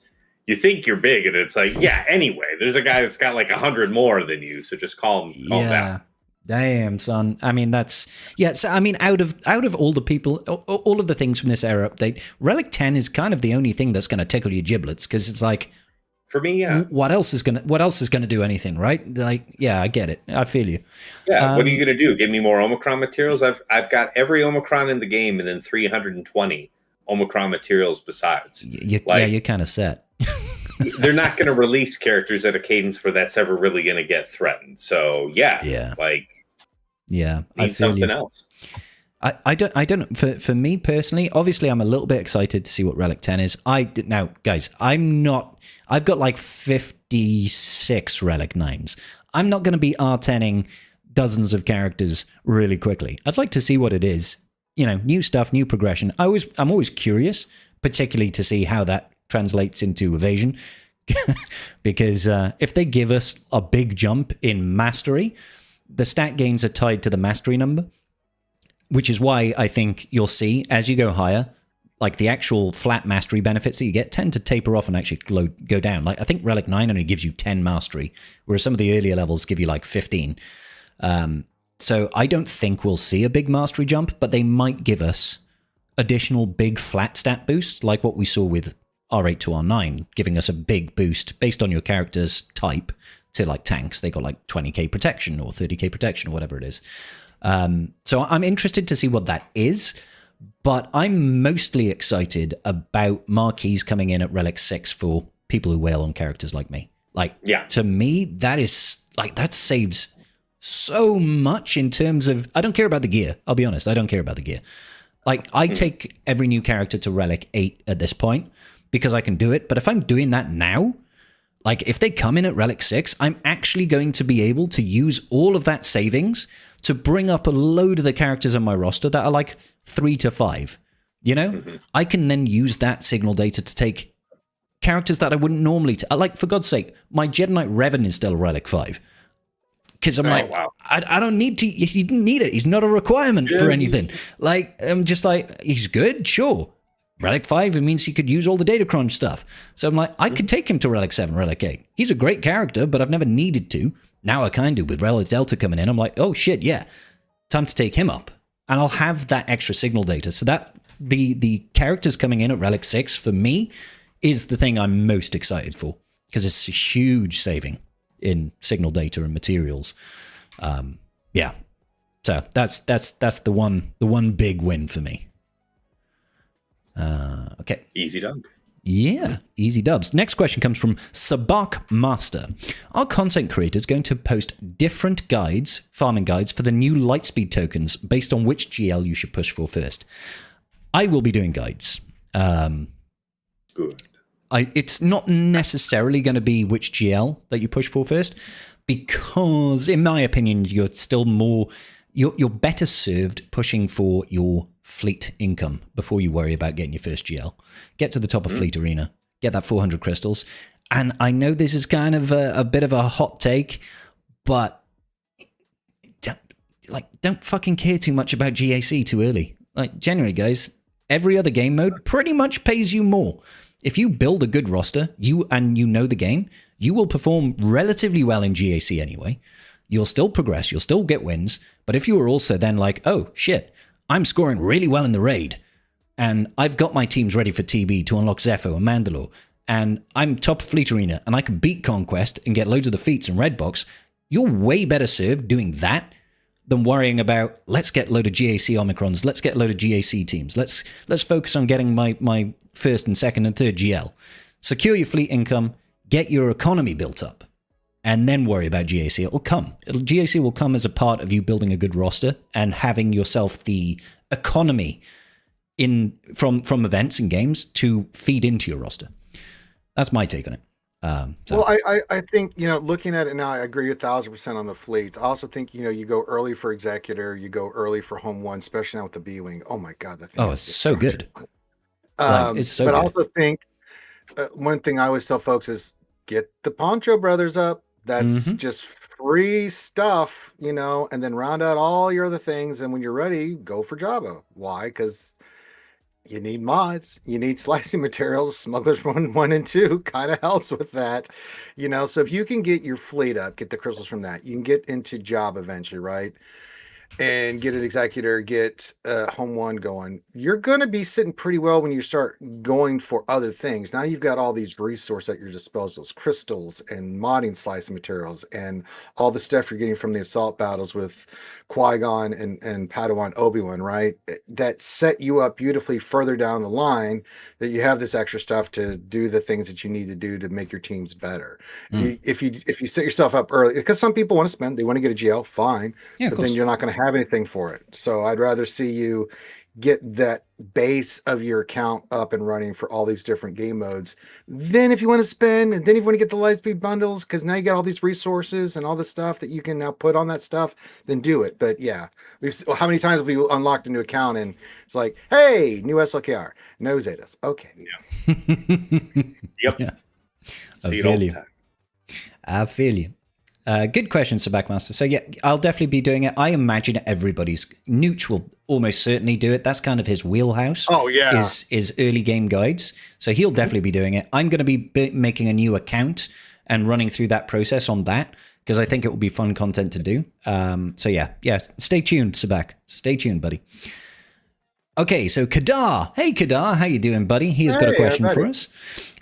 Sorry in advance, but my schedule today, or schedule as the Americans say, might make me unable to watch. But what is the best cut of steak in each of your opinions? Oh, that's a nice, interesting non-Galaxy of Heroes related question, unless we're talking about Wookiee meat. Guys, gentlemen, your favorite cut of steak and why? And accompanying sides and sauces. Wow.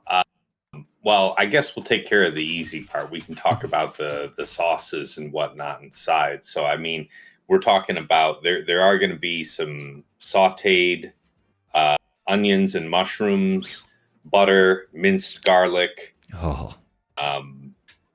Maybe if you like a drop of balsamic vinegar in there as well. And yeah, that's going to be on the steak. The cut I'll get to in a minute. But as far as the sides, I want like light whipped, mashed potatoes, a little bit of butter on there. Asparagus, a few spears of asparagus to go with that. I really love that with a steak and potatoes in particular.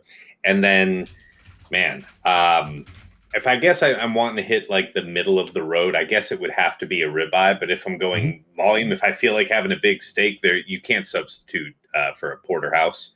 Porterhouse is just fantastic.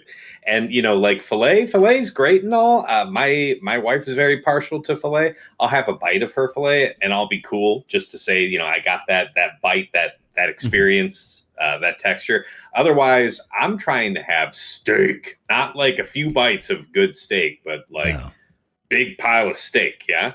So that's it for me. Fair. Ranger, steak, good sir. Oh, did you say what sauce? Sorry, Taz. I think you muted again. Saute stuff. Oh, yeah, he is muted again. Yeah. Hi, I'm Taz. I'm pretending to speak right now. And now I'm making strange hands. Sorry, I didn't realize that I'm muted. No steak sauce. No steak sauce at all. I mean, we're talking about just those sauteed onions and mushrooms over the steak. Anything else? It's just go have a hamburger on the cheap, man. Fair.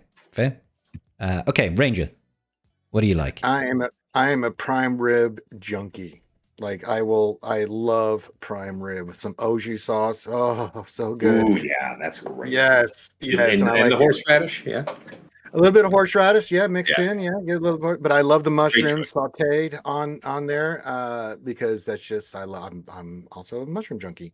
I love it. But I want me a nice baked potato right there on the side with all the butter and stuff put in there, and of course the asparagus because I love asparagus. So for me, yes, a little bit light with the we got the asparagus, you got the baked potato, you got the prime rib. Oh my god, really cooked prime rib, man. Oh, it's so good. I could it's so good. Oh, I love it so much. So yeah, and just the Oju sauce. That's all you need, and you're good to go. You don't need anything else. Enjoy your delicious meal. Yes, absolutely wonderful. I'm a ribeye guy. I like ribeye. I usually have mine rare, maybe medium rare, depending on how I'm feeling. I lived a lot in Spain, and a lot of times in Spain, you'll have like grilled or roasted vegetables with it. And that can be a variety thing. That might be like some tender stem broccoli or some bell peppers or whatever. So that's what I like with it. Get me some sweet potato fries. Get me some peppercorn sauce, and I'm a fucking happy man. Garlic butter. Peppercorn sauce, really? Yeah, I'm a big peppercorn sauce guy. I love peppercorn sauce. I don't think I've ever had that with a steak. No, it's delicious, dude. Oh my god, so good. Yeah, that's me. I love me some nice steak. Just delicious. Absolutely flippin' delicious. Great question. Thank you, Kadar. You are a poet. We've got this guy. Nobody really knows who this guy is, but his name is Eggnods, something like that. Eggnods. Not sure how to pronounce it. Anyway, Eggnods. Yes, him. Eggnods. Yeah. Oh, for example, Nods. Yeah. He focused on the Nards. Yeah.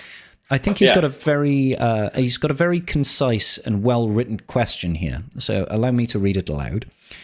In consideration of the world, story, or mythos in which the individual known as Scribbles exist, and accounting for any established law, secondary sources, or general cultural consensuses surrounding her character, could you please provide a detailed explanation, as precisely and comprehensively as possible, of the particular dominion, province, symbolic realm, or conceptual sphere over which she is recognized, whether officially or by common understanding, as holding the distinguished and ceremonious title of princess?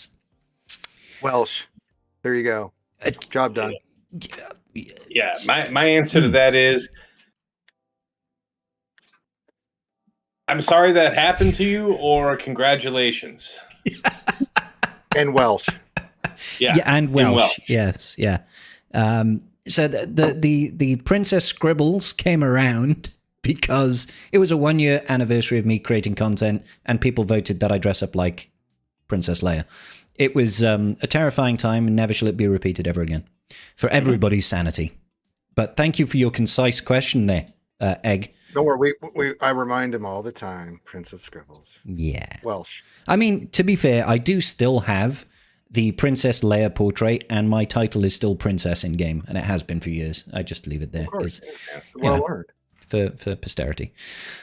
Evo comes in with a question. Non-Galaxy of Heroes related question for Mr. Tasnix. Is it safe for me to assume that the name Tasnix is a fusion of the names of two great heroes of Ire? Yes, I have disclosed this on several streams, several podcasts. Yes, since I was 10 years old, I have been Tasnix, and it is in honor of Tassadar of the Templar and Praetor Phoenix that I am so named. Yes. That's an awesome story. I like that. And do you do the My Life for Ire? Do you have that? That should be your. I got one better for you than this. Oh, really? When my, I told my wife that this was going to happen when my daughter was born. But when my daughter was born, I hit her with the full Overmind speech.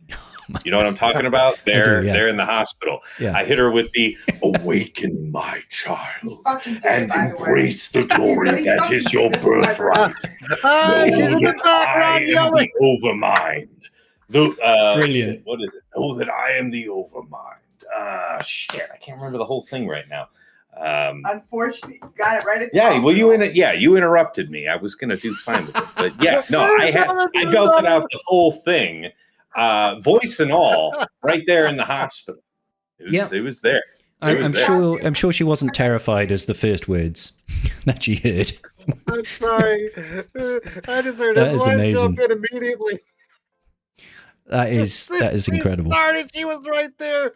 That's great. Oh no. That's awesome. Do you still play any StarCraft there, Tass, or is it StarCraft 2 from time to time with friends and stuff like that? Nice. But the name comes back from StarCraft 1. That's where I got it. So presumably, then you were a Protoss main. I was indeed a Protoss main. Yes. Couldn't have guessed. No, you're just like, I play Zerg. I was like, huh. Yeah, nah, I could never get into Zerg because they force you in the campaign to kill my homie, Phoenix. Spoiler, by the way. Yeah. Yeah, for what, 25-year-old game or something like that? Yeah, you have some coverage for the spoiler plan. I think we're outside the realms of spoilers for StarCraft, OG StarCraft, and to be honest, Wings of Liberty and all that. I never really played much of StarCraft 1, but I did really enjoy StarCraft 2 for a long time. Played through all the DLC campaigns and stuff like that. Did loads of laddering, like great fun. Yeah. So good fun. Oh, and watching tournaments and stuff. Yeah, that's what I was going to say. Big Deal in the chat says, yeah, I'll rewatch these on YouTube. Yeah, watching the cutscenes from StarCraft 1 can be helpful. There's a couple of like the in-game dialogues. Like if you were to Google the death of Phoenix, that's not in a cutscene. That's like it's animated out with the units in-game, in the mission. So that's good. But if you hadn't seen it before and you really wanted to get a feel of how badass the Protoss can be, you'd have to watch the trailer for Legacy of the Void. Yeah, that's the final expansion of StarCraft 2. That was awesome, man. I mean, as a StarCraft fan, as a Protoss fan, the first time I saw that, chills, every hair on my arm standing up. To be fair, Blizzard, if they do one thing really well, is their CGI cutscenes are fucking dope. Like they always smash it out the park with their animated cutscenes. They're really bloody good. Well, just their cinematic, intros to each of their expansions in any game. Like my favorite of all time is still Wrath of the Lich King. I mean, I still get chills watching that thing. Oh my god! That is, and for the longest time, I would just be amazed by that. And then the cinematics they did for Star Wars: The Old Republic even blew me farther away. I was just like, "Who did this? Like, what? BioWare? Where'd you come from? Left field? Wow!" So but yeah, that Wrath of the Lich King to this day, God, it's so good, man. That just the whole feel of that thing is just extraordinary. But yeah, all the cinema, it's so good. Oh, so damn good. Yeah, good stuff. Good stuff. So thank you so much for the question, and interesting to know a little bit more about Tasnix's name and its history. So that's cool. More informed. Kitch says, I know we don't know much about R10 yet, but who are you thinking your first character to R10 is going to be? Let's hear it, gents. I know it's a bit hard, but that's what she said. Hey! The easy answer is you always know there's going to be survivability added, and there's going to be flat mastery added. Anything else, like what kind of survivability? Is it just health? Is it health and protection? What additional stats? We don't know. So anybody who's telling you for sure what you should do, you should be highly suspicious of. That said, obvious choices, and this is not my idea. I've heard this time and time again, and I agree with it. Number one choice for everybody is pretty much Exile Ezra.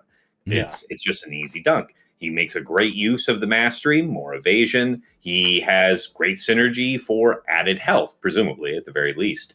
So regardless of anything else, good fit. And then in a similar vein, Lord Vader. He's going to use every little bit of all the stats that you give him. Ideally, he may be the first team in whatever far off future you take your first full team to Relic 10. That might be the first one because, all those added relics get fed into Lord Vader's ultimate. So those are certainly the top two, just on a general understanding of what adding any relic level would do.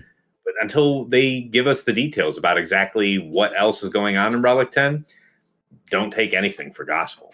Yeah. No. Yeah, so some wise words. Ezra Bridger Exile is a massive pain in the ass, and he'll only become more of a pain in the ass with more relics. So, it's a pretty safe bet. I think I'm going to do one for fun, and that's probably going to be Malicos, because I just really like Malicos, and I think any guy that does a lot of damage and has a big AoE is going to be a good candidate for Relic 10. But the reason I'm pushing early for that is I know that my viewership is going to force me to Relic 10 stupid stuff, and I would not forgive myself if my first Relic 10 was Hoth Rebel Soldier or something stupid like that. So, mine's already 9, and I'd love to take him to 10 just so I can be made fun of. So yeah, I have to jump in there quickly, and I'm just like, yeah, I'm probably just going to do Malicos just because I like to throw rocks, and then I'll probably get punished afterwards to R10 some random ass weird unit. Yes, so, yes, you will. Yes. Yeah, it'll be fun. R10 Princess Leia. See what I'm talking about, guys? See what I'm talking about? They're saying Chirpa, Ewoks, Princess Leia. Yeah. Go ahead and do Malicos. Yeah, Malicos. Yeah. Ranger, did you have you sound off? Who are you thinking? Oh no, you said you don't know, right? I have no idea because I do not have enough information. I mean, my initial thought was Ezra, but I'm like, I got to see the damn thing first, right before I even make that kind of like. I'm not enough information. Not going to say because I need the info. I'm the boss. That's fair. How dare you, sub guy? How dare you? So Night Fox asks just one question. Why? And the answer to that is why not, Night Fox? Why not? Okay? I mean, that's a simple philosophical answer. Yeah. I mean, So next question. Chris Hardy 34 says, I posted this question about 7 or 8 months ago on stream. Oh, that's awesome. Still with us after 7 or 8 months. That's awesome, dude. But I feel like it's worth revisiting. With all the changes that are coming to the game, the plethora of new TB Omnis that have been introduced and will likely continue, R10 being introduced, and the fact that we are now in November with no new bonus planet this year, and CG has already stated in the novel of a post, who knows when next year, are Rote's days numbered? No. It would be my short answer. Yeah. No, I don't see that. No, I think the way that they have designed Rise of the Empire TB, it's designed to be a long-term. It's just designed to be built upon. Yeah, this might be the only TB we have for the rest of the game at like the top end. I'm not saying I want that. I'm saying, like Scribe just said, the way that they scaled out the design of it, there's not a lot of need for them to completely replace it. No. And, for all we know, what could happen with TB eventually in the long run? Right now, it's called Rise of the Empire, right? So chronologically speaking, in the Star Wars timeline, right, it is during the rise of the Empire. But all they could do is go to the next stage, right? It could be, a New Hope era, right? And instead of doing an entirely new TB, they could, cut off phase 1 and 2, shift TB up, and phase 1 is now phase 3, and we go 3, 4, 5, 6, 7, 8, and we just expand, go down through the plot line. That way they don't have to completely rebuild the entirety of TB, but your baseline is now R7 planets, and you go up to R10. They could just continually build on it, and they can give bonus planets, which could have R10 CMs or SMs, that sort of thing. I think we've got this for at least 2-3 years minimum. I think that's my personal feeling on it. I don't see them. They don't need to right now. I don't feel so. No, they don't. They do not. Okay, good question though, Chris. Thank you. Next up is Mole Inquisitor. He is both an Inquisitor and a mole. Would you think it would be best to take a full team to R10 or single characters, or 2 or 3 from individual teams? Explain the benefits and the consequences. That's a good question. What are your thoughts, gents? Whole teams or individual units? Well, you just gave the answer, Tess, with Lord Vader. I think that's very specifically for Lord Vader, though, right? I'll jump in on this one. I mean, the idea is that there would be very few teams for which there are mechanics saying, yeah, you get something extra that that you wouldn't otherwise get just for tacking on another relic level. So Lord Vader feeding that much more mastery into himself based on his allies' relics. That is one exception. But in general, you should be really picky for quite some time about who you're taking to Relic 9, Relic 10. Like the rationale that you'll use for applying Relic 10 is going to be the same as when Relic 9 was new. You're looking for what is the actual single biggest impact? Is it going to be a GL? Is it going to be a fleet pilot?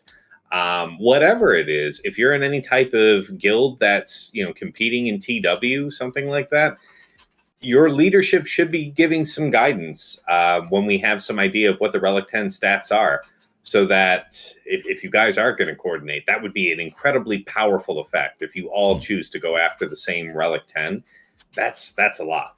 And so it'll be that way in the early days of Relic 10. You're going to be looking at, okay, this was the first one I placed. That was a great choice. I've got some benefit there. Now I can boost up this team. For example, it'll be easy to say if Relic 10 gives a big chunk of protection like Relic 9 did, sure, it's a matter of time before you put it on JML, right? Something like that. You're thinking about single characters who disproportionately make use of whatever the stats are from Relic 10, which is why it's a little tough for us to say.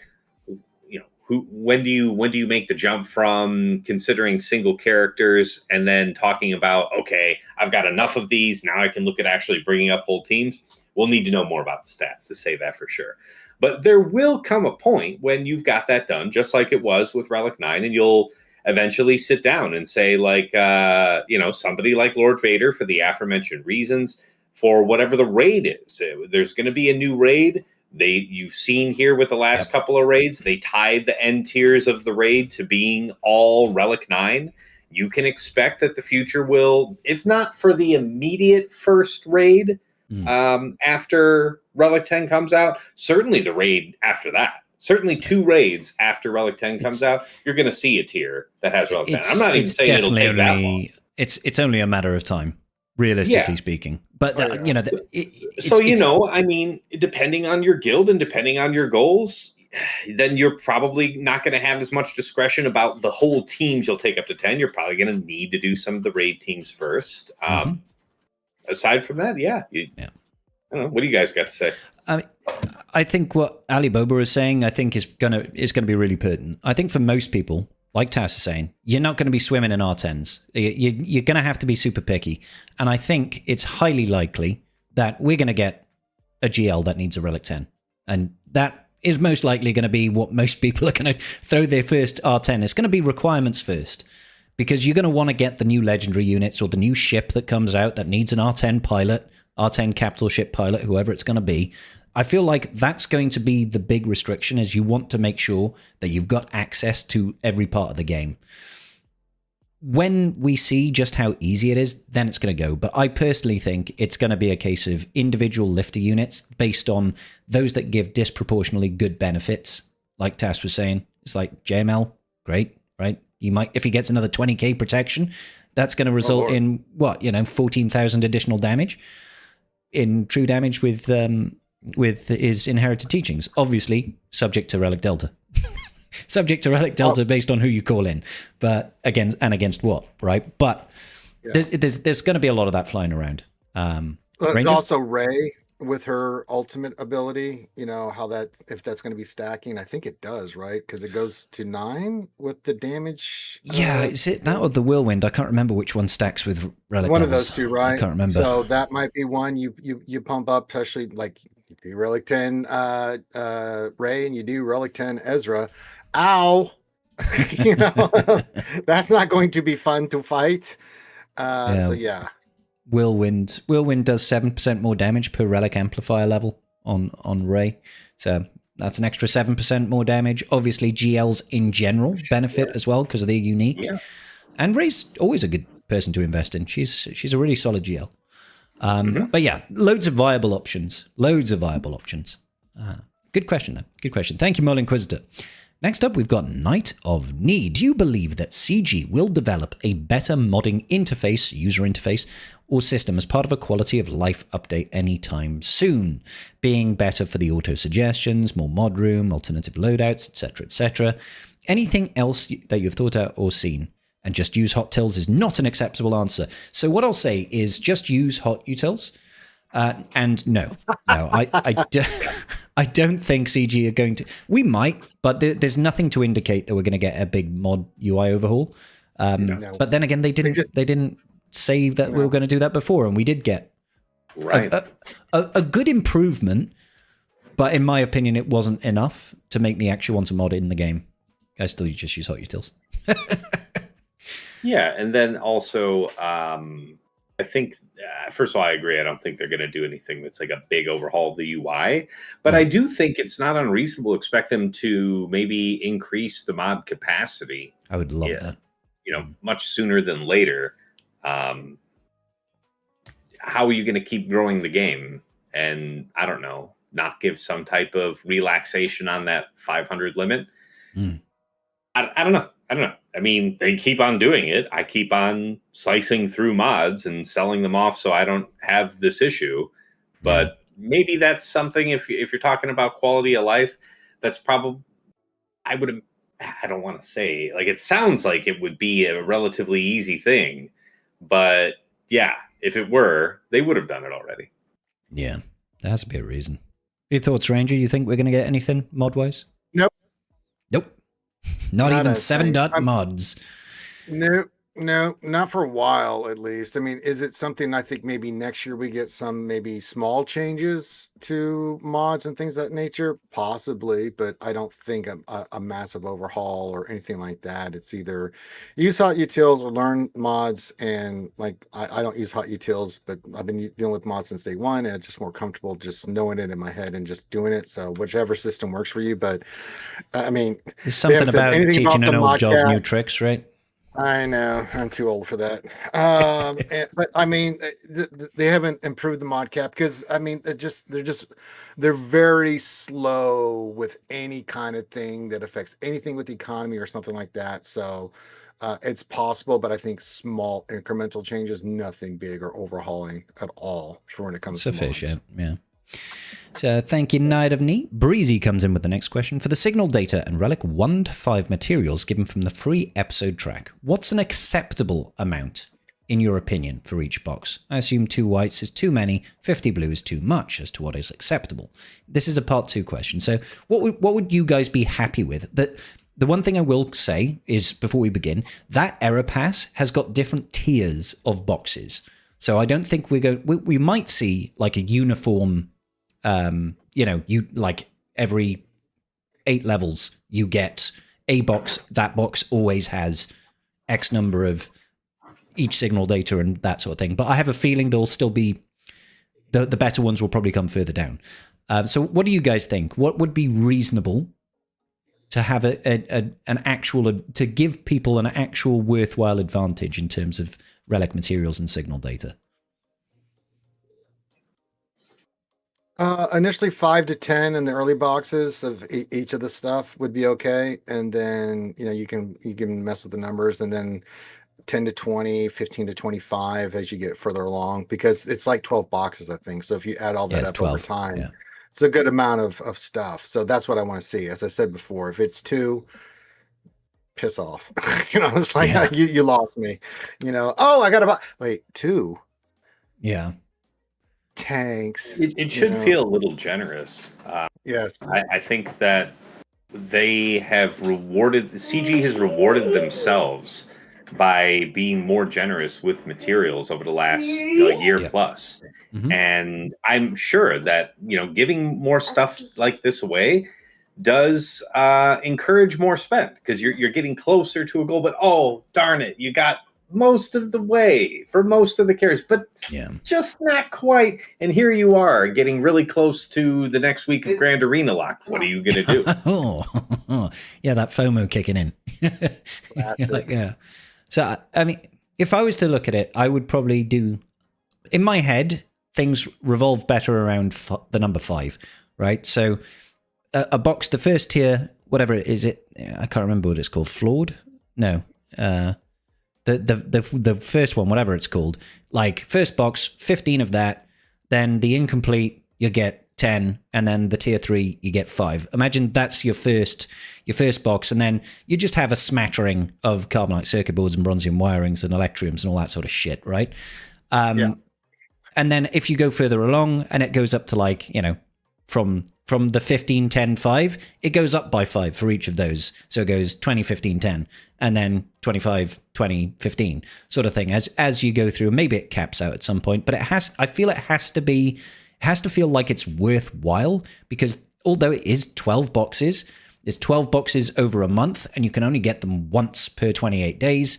It needs to feel like when you hit that box and you open it, you're like, shit, nice.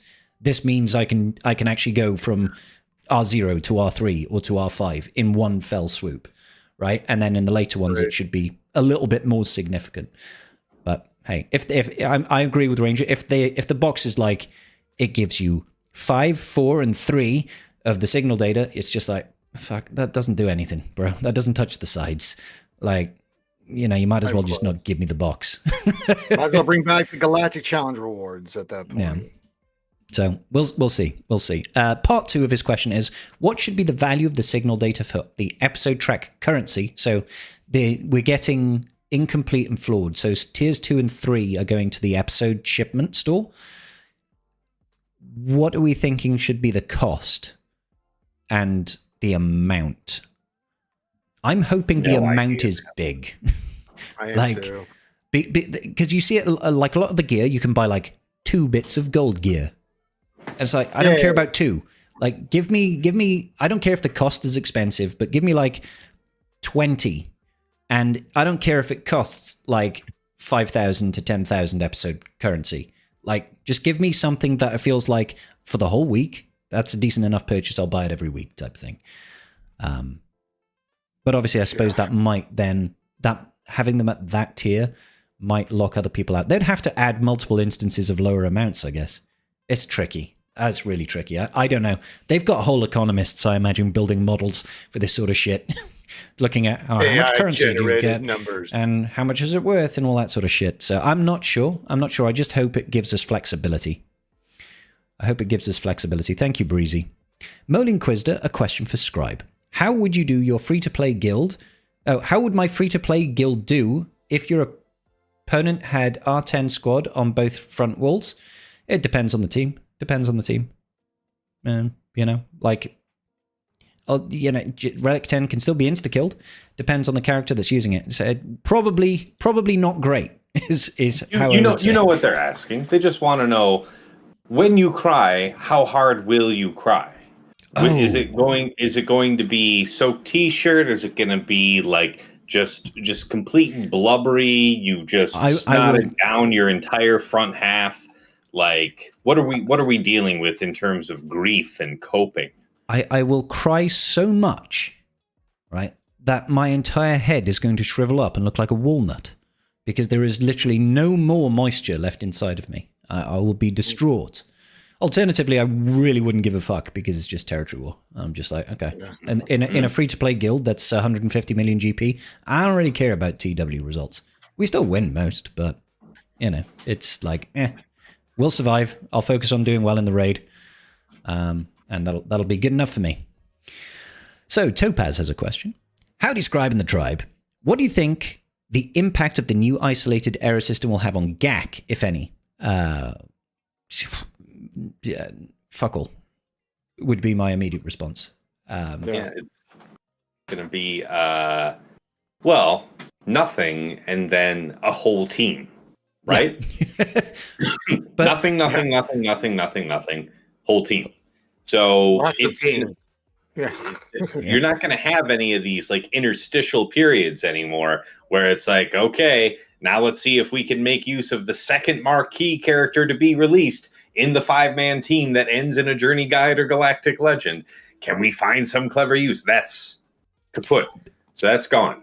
Sorry. It just occurred to me that it might change the way that they do, not focus datacrons per se, but the bespoke datacrons, because they can leave those till the end, and they will actually feel like they're a little bit more useful. Because sometimes, when, like with the Kixcron in particular, I'll use that as an example, that focus datacron just felt completely worthless for the most of it. It's still alive now, and it still feels mostly worthless, right? But because it came out, and you're like, well, I'm not going to use Ithano lead so much. And then Maz was 3 months later. And you're like, oh, okay, Maz is in the game. And then there's an objectively better non-bespoke datacron for pirates that you just use with Maz anyway. You're like, okay. Yeah. So what was the point of this one again? So I think maybe that focus datacrons will have a little bit more use. I don't think it's going to have any real impact. Generally speaking, conquest units are more important, and they're not in the error system. So they usually have a more immediate impact to these sorts of things. What is interesting, though, is that more people will have access to the Journey Guide character from an error system because you can unlock them at 4 stars. And I'm not saying they'll be immediately useful, but that's a kind of cool change. And I support it. I think it's a good change. It's like, yeah, let people experience the new journey guide, even if they can only get it for 4 stars. Like, let them play with it. Let them see what it's like. And then they can use it to get conquest feats done. So that's cool. Any last words on that one, guys? Not really. I'm good.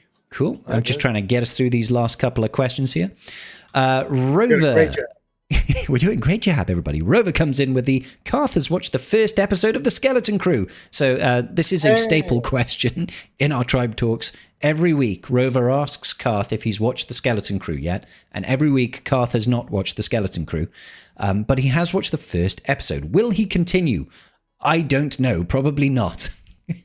So the second question is, do you guys think that the testing around Relic Delta was a success? Not looking at the outcome of Relic Delta. Will CG continue to bring in testers from outside like they used to? And what was your experience from it? So, answers, guys. What do you feel? I think we've got a broad and diverse panel here today. You got a certified tester here, so I'll let him have first crack. You got 2 certified testers. Yeah. Here, so. Yeah. Actually, I'm more interested in hear what you think, Tass, after we did all the stuff and things. I thought CG was pretty clear in the 10-year anniversary long post that they were appreciative of the effort. Mm-hmm. And I don't know what you think. I don't think the numbers in, the so-called final table of Relic Delta values are outrageous. We all knew that the first set of numbers wasn't what was going to stick. Mm-hmm. But, I want to say this is the 6th or 7th round of numbers that were finally locked in. I think is it V5? I can't remember now. 5, I think. 5. It's 5 or 6. It's 5 or 6. I can't recall. So something like that. That's fair. Yeah. But the idea is that if they had to do it on their own and kind of ballpark it and then implement it and eventually dial it in, they could have potentially picked something like the 2nd or 3rd iteration of numbers, run with it, had us suffer through it for some number of months while the feedback rolled in, only to get to where we're going to be starting from now because we've had the benefit of the test program. So CG is going to save all those man hours correcting what is going to be solved from the get-go is having these numbers much more in line with where they will be finally. If these numbers need any tweaking from here, it'll be very, very little. So I think CG is satisfied with that. I think the testers are satisfied with having been able to, put their thumb on the scale and make a real difference here. So I think everybody walked away with a good feeling from it. Mm-hmm. I think that's a pretty good shout, and I think this is a really good time to ask this question, just because Tass, you not being on there and Ranger and myself being on there, we at least have a perspective of both sort of parties. My personal experience was it was fun to do. It was exciting to be able to look behind the curtain. It's nice to have that open level of discourse and actually try to make some change. And I think it was good that CG lets us be transparent about that process. We were allowed to go right out and say, this is what it is. This is what's happening. I don't like it, or I like it, or I like this. I don't like that. We had that openness. It wasn't just like a closed beta where nobody could talk about nothing. It was done with transparency. So you could immediately dismiss the people that accused you of being a CG shill because you were able to defend yourself. You were at liberty to discuss in detail why you felt the way you felt. And I've never been in any of the test programs, this newest one, the ones back in the day. Oh, but I was on this new one. This is a new thing that you guys have had, the ability to actually disclose what you're doing in there. And I think that it made the feedback process between you guys that are actually testing and the community at large so much more productive, because you don't have to dance around anything. You don't have to be like, okay, well, whatever. You think I'm a CG shill. I can only tell you what I can tell you, and you'll just have to believe me or not believe me. It's like, no, it doesn't require any of that. Here's the position. Here's the math. Run numbers if you don't like it. Mm-hmm. Well, I can give a unique perspective because this is night and day because I was part of the old beta program and a part of the new beta program, and it's night and day.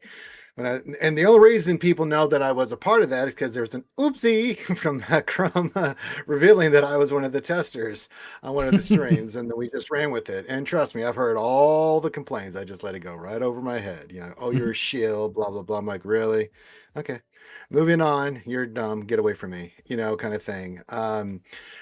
But the same kind of like fights we had in the old beta program we had in this one, right? Where we would, when it was back in the day, we were testing mall or whatever we were testing, we would say, this isn't working, blah, blah, blah. This needs to change. This kit, what is this? This doesn't work, right? But I think what was different about this is that we, as you guys eloquently put it, we were able to talk to you guys directly, and you guys could see in real time what we were doing. Yeah. And why we were making the arguments we were making. And we all had different things we were focused on. For me, it was more about the economy and that 3 relic or less delta. I was really adamant about that shit. And when I was in there, like I do some testing and I'm like, no, too high. This is not going to fly because I think it's baloney, but we would have those constructive arguments with CG going back and forth, giving our opinion and other people giving feedback and understanding their perspective as well, because you don't always get that, right? Yes. Yes. So they can actually put down like what their actual aims are, what their expectations are, because we don't always get that. Ultimately, they're still the designer of the game. They're going to have their own idea of what they want to get. And then it's down to us to make it a little bit equitable. I feel from a player perspective of this still needs to feel fair and feel okay. It was definitely a good experience. Yeah, I've always looked at anytime I've done this beta testing in this game and others, it's like I'm just the advisor. You ask for my opinion, I give you the best facts and information that I can from my perspective. And then let you get your information from others. At the end of the day, it's your call. You make the deal, but you got to live with it. But, at least had that opportunity to say, I think this is a good idea, or I don't think this is a good idea. This needs to change, or that needs to stay the same. So, yeah. It was a good experience. So, yes, I agree with you, Scribbles.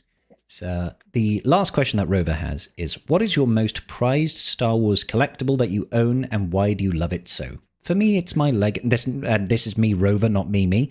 For me, it's my Lego Millennium Falcon and the first lightsaber from Luke. So, Ranger, you don't have any like Star Wars collectibles, do you? No, like not even. What is that? What is this collect collectible? Star Wars? Yeah, the merchandise and stuff.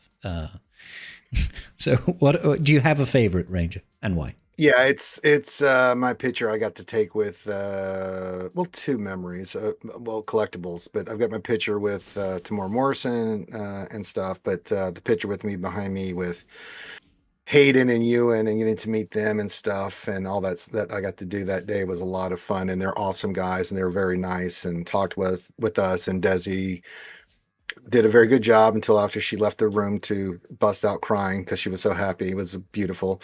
So that one, that out of all the stuff you can see, I've got Hot Toys. I've got one there with Ahsoka, with me and Desi and everybody. But that one with Ewan and Hayden and having the 2 Hot Toy figures from that show with Vader and Kenobi from the Kenobi show is pretty awesome. So out of all that stuff, that one has sentimental value. I mean, I've got a ton of stuff. A lot of it not displayed, but that one is, oh God. That one's gets you in the feels. Awesome. Gets me in the feels, man. Fair. Tass, collectibles, a favorite, and why? So I guess, I've talked about these both before. I guess between the 2 of them, I'll just pick this one.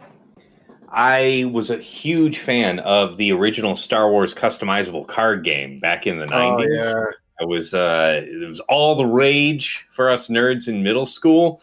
And there's a whole bunch of cards that I really love from there. But as far as one that actually connects here with the game, probably the most excited I've ever been is when they announced that they were bringing the Executor to the game. So this is my Executor card, my limited edition black border Executor. And it is a singular force in this game because every other capital ship, you can put some vehicles on it, load some starfighters, certain number of passengers, stuff like that. And you can load them all up and actually move from planet site to planet site. All this stuff is provided for in the game. Just listen to this. May add unlimited pilots, passengers, vehicles, and starfighters. Has ship docking capability, so other things you just dock right up on. Come right on in now. Yeah, permanent pilots aboard provide total ability of 3. So with most other things, you actually, if you're putting a ship onto the board intuitively, you have to give it a pilot, right? Even if it's a capital ship, somebody has to be commanding it, right? Don't worry about that shit. There's permanent pilots on here with a total ability of 3. You're covered. You can put somebody else on if you want, but otherwise, you're covered. And then, of course, immune to attrition less than 12. That's too complicated to explain, but the idea is that like in Magic the Gathering, you have a life total, and when you run out of life, you're out of the game. In the Star Wars customizable card game, your actual deck itself was your force. And when you have exhausted all of your force, when you have run out of cards, that's it. That's the end. So, attrition is one of the ways that you cost people to have to discard cards, to lose force. So if you weren't coming at me with an attrition of 12 or greater, like an overwhelming force to knock me down, you weren't going to take shit off of it.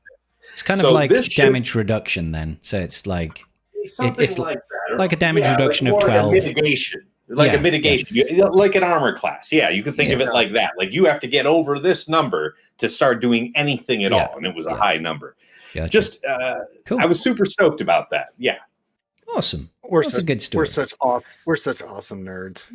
Yeah. So I don't have a lot of collectibles. I've got like some helmets, I got some Stormtrooper stuff, but the one that is most important to me, and this will come as a surprise, is a Leia Funko Pop, okay? And I know you look at the Leia Funko Pop and you're like, it's just a fucking Funko Pop, right? And you know, that would probably be true, but that was sent to me by an old friend of mine. And it came with a little letter, which I have here, which unfortunately had some water damage on it because when I moved house, one of the boxes leaked and it got a little bit of water damage, but I still have the note. And I'll read it out to you now. It goes, "To Scribe, Daddy told me that you were moving back to the UK. We wanted to send you a moving in gift. He told me that you dressed as Princess Leia, so we thought you would like this. Keep being awesome, from Josh and Derby." So that just warmed my heart that my friend's little son who watched my YouTube channel sent me a Funko Pop like 5 years ago. So I keep it and I cherish it because it just touched my heart. So I just got one of those from for the mall thing where, Lost Swamp Rat sent me the skull of the Rancor, but what came with it was a letter from all these, a big thing with people's messages to me for all the charity stuff. And that was like, you just sit there and like, gets you in your feels. Gets you in your feels. Oh God, I'm not gonna cry. You're crying. I'm not crying. That kind of thing. Which was really tough that day because I had a lot of makeup on. So I was like, oh boy, I got the contacts in. I could use the contacts as an excuse, but no, I was just strong, Yeah, it's good stuff, man. It's good stuff. So thank you for the question there, Roy. Really appreciate that, buddy. Darth Jar Jar asks, what will be the best use of the Rebel Lightspeed token from the Anniversary quest chain for a new player starting out? This gives you a Relic Zero character, Rebel. The only exclusions will be you can't use it on Journey Guide characters, and you can't use it on anybody, so you wouldn't be able to use it on like Stormtrooper Luke. It has to be Legacy or older. My immediate response would be Adrad to get you started on the Profundity. That'd be a good one. That's a good choice, yeah. But there's probably quite a few good choices, to be fair. Like Drogon is a decent shot, I was thinking Drogon myself, but Chewbacca's not a bad one. He's legendary. Yeah. Though. Oh, is he? Yeah. OG Chewbacca is. Yeah, but Chewpio could. But I don't think that has as much of an impact. No. And depending on where you are, like you may have Saw and Leia fairly out of reach, so maybe Drogon isn't as hot of an item. Yeah. I feel like brand new player coming in, I would say Adrad, and that gives you a head start pushing for the profundity. I like it. Because he's still like a Cairo heavy character. I think he still needs 300. But there are a lot of options, I think. There are a lot of options. Okay, so thank you, Darth Jar Jar. Next up is Sanely Red. Any thoughts on which characters or teams are likely to be the most important to Relic Up for Relic Delta? I don't think it necessarily changes based on what we currently do. No, it just that your minimum level is the big thing is working on that stuff to get as many to Relic 7 until you're ready for higher relics so you can be somewhat competitive. Because I 4 relic difference, you're playing with fire. 3, you've got a good fighting chance, especially with Datacrons. But 4 and 5, No chance, you got no chance. Trust us on this. There's maybe one niche team here or there, depending, but it's like not even good. Can be done, but not good. But most of your stuff's going to get slaughtered. But knowing that, if getting to Relic 7, which is a lot easier task than say 8 or 9 or 10, you get your teams of 7, you can still do very well. And I think, adjust for that is the more, not per team, but if you're going to do one per team, like let's say you really want to get your Ufu so you can still compete against, you want to use Malicos or whatever against Rey. Okay, fine, get them all to Relic 7. Or you want to use your Night Sister still against Jabba. Well, you got to get them to Relic 7. You can focus a little bit like that. But that's the thing I would focus more with Relic Delta if you're at the lower end of your relics, is focusing on that first and then do the rest later. Yeah, I'd say take a look at the teams that you use offensively and defensively a lot. If any of those teams you've typically left at a lower relic level because you just didn't need it, those are good candidates. So for me personally, I've already invested, but my Treya team was Relic 5 for the longest time. So I've bumped them up to Relic 7 because I'm like, I use Treya a lot. Treya is a fantastic team, both offensively and defensively. I don't want to get dicked because I've got a Relic Delta of 3+. So let's get them to Relic 7 so they're usable. But I think it's going to be quite dependent on your roster and what you like to use. I'd be very wary of anything that's like R5 and below on defense right now.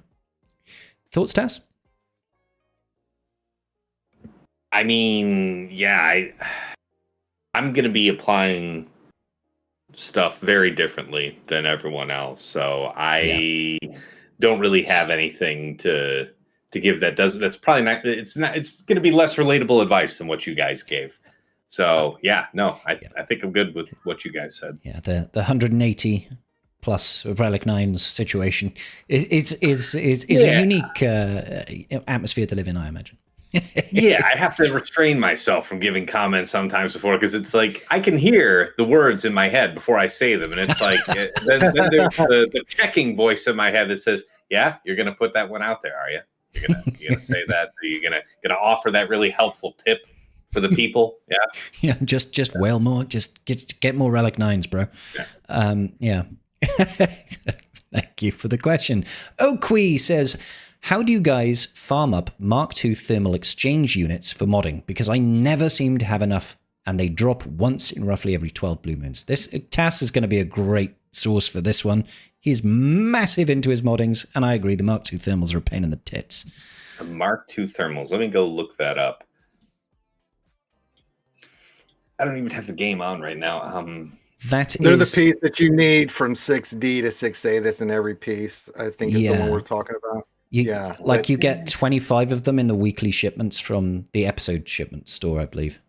Like you get 2 rounds of 128 in the episode pass at I think at 9 or 10, and then later on at 40 something. The Mark II thermal exchange. Yeah. Okay. Yeah. So this one, there's nothing fancy. You're farming the battle node 9E for mob battles.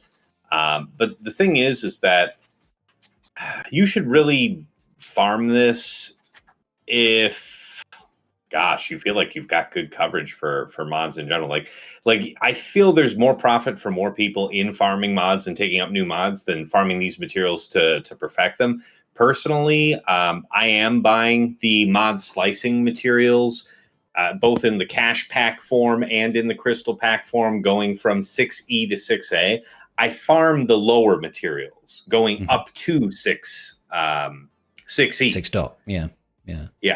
And so I don't buy those, but I'll buy the other stuff because, as you'll see, to actually farm up, like, and I'll still take my stuff from the, I guess you'd say the episode pass, the galactic challenges, whatever's about to go away and be replaced. Yeah, that's we're all getting them from there.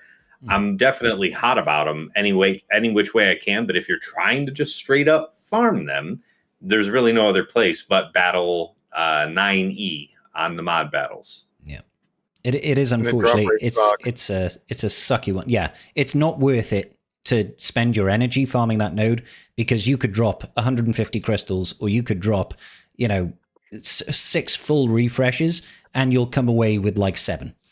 And you need 10 minimum to do like just 60. Like, it's not worth it. You are definitely better off just trying to get more volume of 5A mods that have got good rolls on speed. And then as you've got the opportunity, if you spot mods that have got a good likelihood, or maybe you've got like a 22 or a 23 speed mod with only 4 rolls and it's at 6E, that's a good candidate to be like, okay, well, let's spend my mod slicing mats trying to get that 5th roll, try and get that lucky plus 6 speed, and it's a 28 or a 29, and you're like, oh my god, I'm the king of the world and I have a really big penis. Yeah, they're a pain in the ass. They're a real pain in the ass. No real way, unfortunately. Just make sure you're getting them out of the episode shipments every week if you can, because you get like 25. You made a really good point. If you were to spend all 6 mod refreshes in a day on that node, you would not get enough of the materials to have 20 to make that next roll. Yeah, you would not. So that's a couple days of effort just for a roll, and that roll might even not go the way you want it to, and then you might have to calibrate away that roll. And so, for 6 mod refreshes, you're looking at something on the order of between 50 and 60 mods that you're looking at in a day. Between that and your like natural energy that's accruing, something like 60 mods a day. It just seems on its face like you're going to have more value long term seeing more mods, slicing through more mods, than to deliberately farm up the materials on a regular basis to go for that next slice. You might have that one rare mod, like Scribe was saying, where it's like, you know what? If I spend a day, maybe 2 days farming up the materials for this one last slice, going from like 6B to 6A, hitting that pinnacle there. I could do that, and I have done that. I could see you doing that. But as a general practice, that should be very, very rare. You're just going to be so much better off putting your energy into more mods. Yeah. I think it comes down to just be really picky about what you take up from 6A to 6A. Because it's blood from a stone, guys. Blood from a stone. Those mod mats are rare. I was really hoping that Smuggler's Run 3 would give us more of that, but it doesn't, unfortunately. Still. Yeah, good question. Good question. Thank you. Knight of Knee comes back and says, well played, sir, to the just use hot utils and no question from earlier. He asks, are there any quality of life changes in general that we would like to see in the game? Ho ho. I would like them to completely redo the UI for data disks within Conquest, because it fucking sucks. Yes, it does. That is a pain in the ass. Like, you have to, if you want to, like, you're like, I've got a 2-dot mod that uses this shape, a 2-dot data disk that uses this shape, but I don't know which one it is, and I've got 16 of them. Let me just quickly throw them all into my active inventory and then get rid of everything else. Give me a way of actually navigating that. It's a small win, but it just pisses me off. Like, it's just a terrible, terrible thing. I hate it. It's low-hanging fruit, but hey. Anything you'd guys like to see in the game for quality of life? As a streamer, what I would love is the ability to have the in-game music on and not get copyright struck for it. Yes. That would be great. Yeah. Because that's not going to happen. I know. So good. I know it's not. I know it's You're not. right. But you asked me. You asked me. So the answer is, you want quality of life? How about the ability to enjoy the Star Wars game that doing my part as a streamer to put the game out there and have people see it. And we all want to enjoy the Star Warsiness of the game as much as possible. But I'm going to have my shit struck down if I have even just a few notes of John Williams. Yeah. And let's be honest, the music in Star Wars is as iconic as the IP itself. The music is so fucking good. It is so it's like, a Star Wars track as soon as it comes on. It's instantly recognizable. It's synonymous with the brand. So it does suck that we just can't have that play. It's like, God damn it. I would like to be able to use that. I feel you on that, bro. That would be nice. How about you, Ranger? Quality of life update that you'd really like to see? Well, after the first two you guys gave, I'm depressed now. Move on. Fair. Okay, we've got one final question to wrap it up. Because I was like, oh, I do want that. That'd be nice. and now I'm sad. Gave the John Williams answer. I'm like, oh, God damn, I would like that. Yeah. So, final question from OKY then. He says, is there a concern that moving Electriums and Zimbiddles to Raid 2 currency will decrease the number of Gear 13 upgrades you can make each week significantly? It will be good for Relic Delta concerns, but the fact that you can't use Raid 3 currency on these anymore feels like it creates a new bottleneck. Yes, there is an element of this, I think. But I think it also really depends on where you are in the game. Like, a late game player is not really so much concerned about that Gear 12 gear, especially if you are whaling on a character and you're getting it to Relic 6, or you're whaling a little bit and you're getting it to Relic 2. The Gear 12 gear doesn't matter anymore. What really does matter is the high-end mat, right? Because impulse detectors and bindles are a pain in the ass to get. But new players and early whales are still definitely, I feel, going to struggle a little bit with that choice. Do they go for the relic materials, or do they go for getting more characters to relic levels? It's a tough choice. It really is. I'm hoping that there's just more to come from the episode, because the Mark III raid currency now in the new world is only going to have a very limited number of viable things to purchase with it. Because it's like no Zimbiddles, no impulse detectors. So you've got Aero Mags and you've got Gerda keypads. Droid Brains and Aero Mags are going to the scavenger for Chirotech, which I will be using because I've got like 6,500 of each Chirotech, and that's going to grow and grow and grow now. So that's more Aero Mags and Droid Brains than I'll ever need. So I won't be using Mark III currency on that. So what? Am I just using my Mark III for Gerda keypads now? It's like, maybe. It feels weird. Feels weird. What are your thoughts, gents? Yeah, like you said, for high-end roster, this really doesn't affect me, so I'll keep my comments pretty brief there. You know, I don't really have anything meaningful to add on that section of the game. On the Mark III then, Tass, are you just going to get girders, or do you feel like you have a significant, like you could just break down Gear 12 Plus for girders, I suppose, as well now, even if it is expensive? I guess I could. I mean, I try to keep myself at 300 plus of every one of those materials that you use to make into the girders. Yeah. And you know, yeah, I mean, I'll do it once I, because the first thing people are going to be doing is crunching down their hoarded resources here at the high end, right? Trying to see how many Relic 10s I can squeeze out in as short a period as possible. So everything will be in service to that. I'm just going to end up strip mining what I've hoarded, and I'll be using my currencies to fill in the gaps for what I run out of first. Mm-hmm. Yeah, that's a fair comment. That's a fair comment. Ranger perspectives. Well, we get depend on the specific amount, but if you're at that level where you have a lot of Gear 12s that you have to take the Relic 0, obviously you're going to focus on that first, right? Yet you want to get to where you can farm the higher tier stuff, right? But I think if you're at that level where you have some 12s that you got to take up, obviously the raid rewards and stuff that you get has to go to that first. Getting the characters to Relic is that next step, right? So are you really worried about Relic 9 and 10 if you're at that level? I don't know. And then like, what's the conversion? And we also, as Baby Yoda, I said, we get a lot of Mark II stuff. So, you know, I think you'll be okay. I mean, again, still need more, but with the amount of Mark II that we get and what you can use it on, I think it'll be all right. Fair enough. Fair enough. And that, ladies and gentlemen, will wrap out our questions and wrap out this episode of Tribe Talks. So I want to thank you all very much for your kind and considerate questions. And I do want to remind everybody at home, head over to my Discord. I will be posting an announcement on there later on tonight. We're going to be picking out 5 ally codes for a giveaway on Wednesday.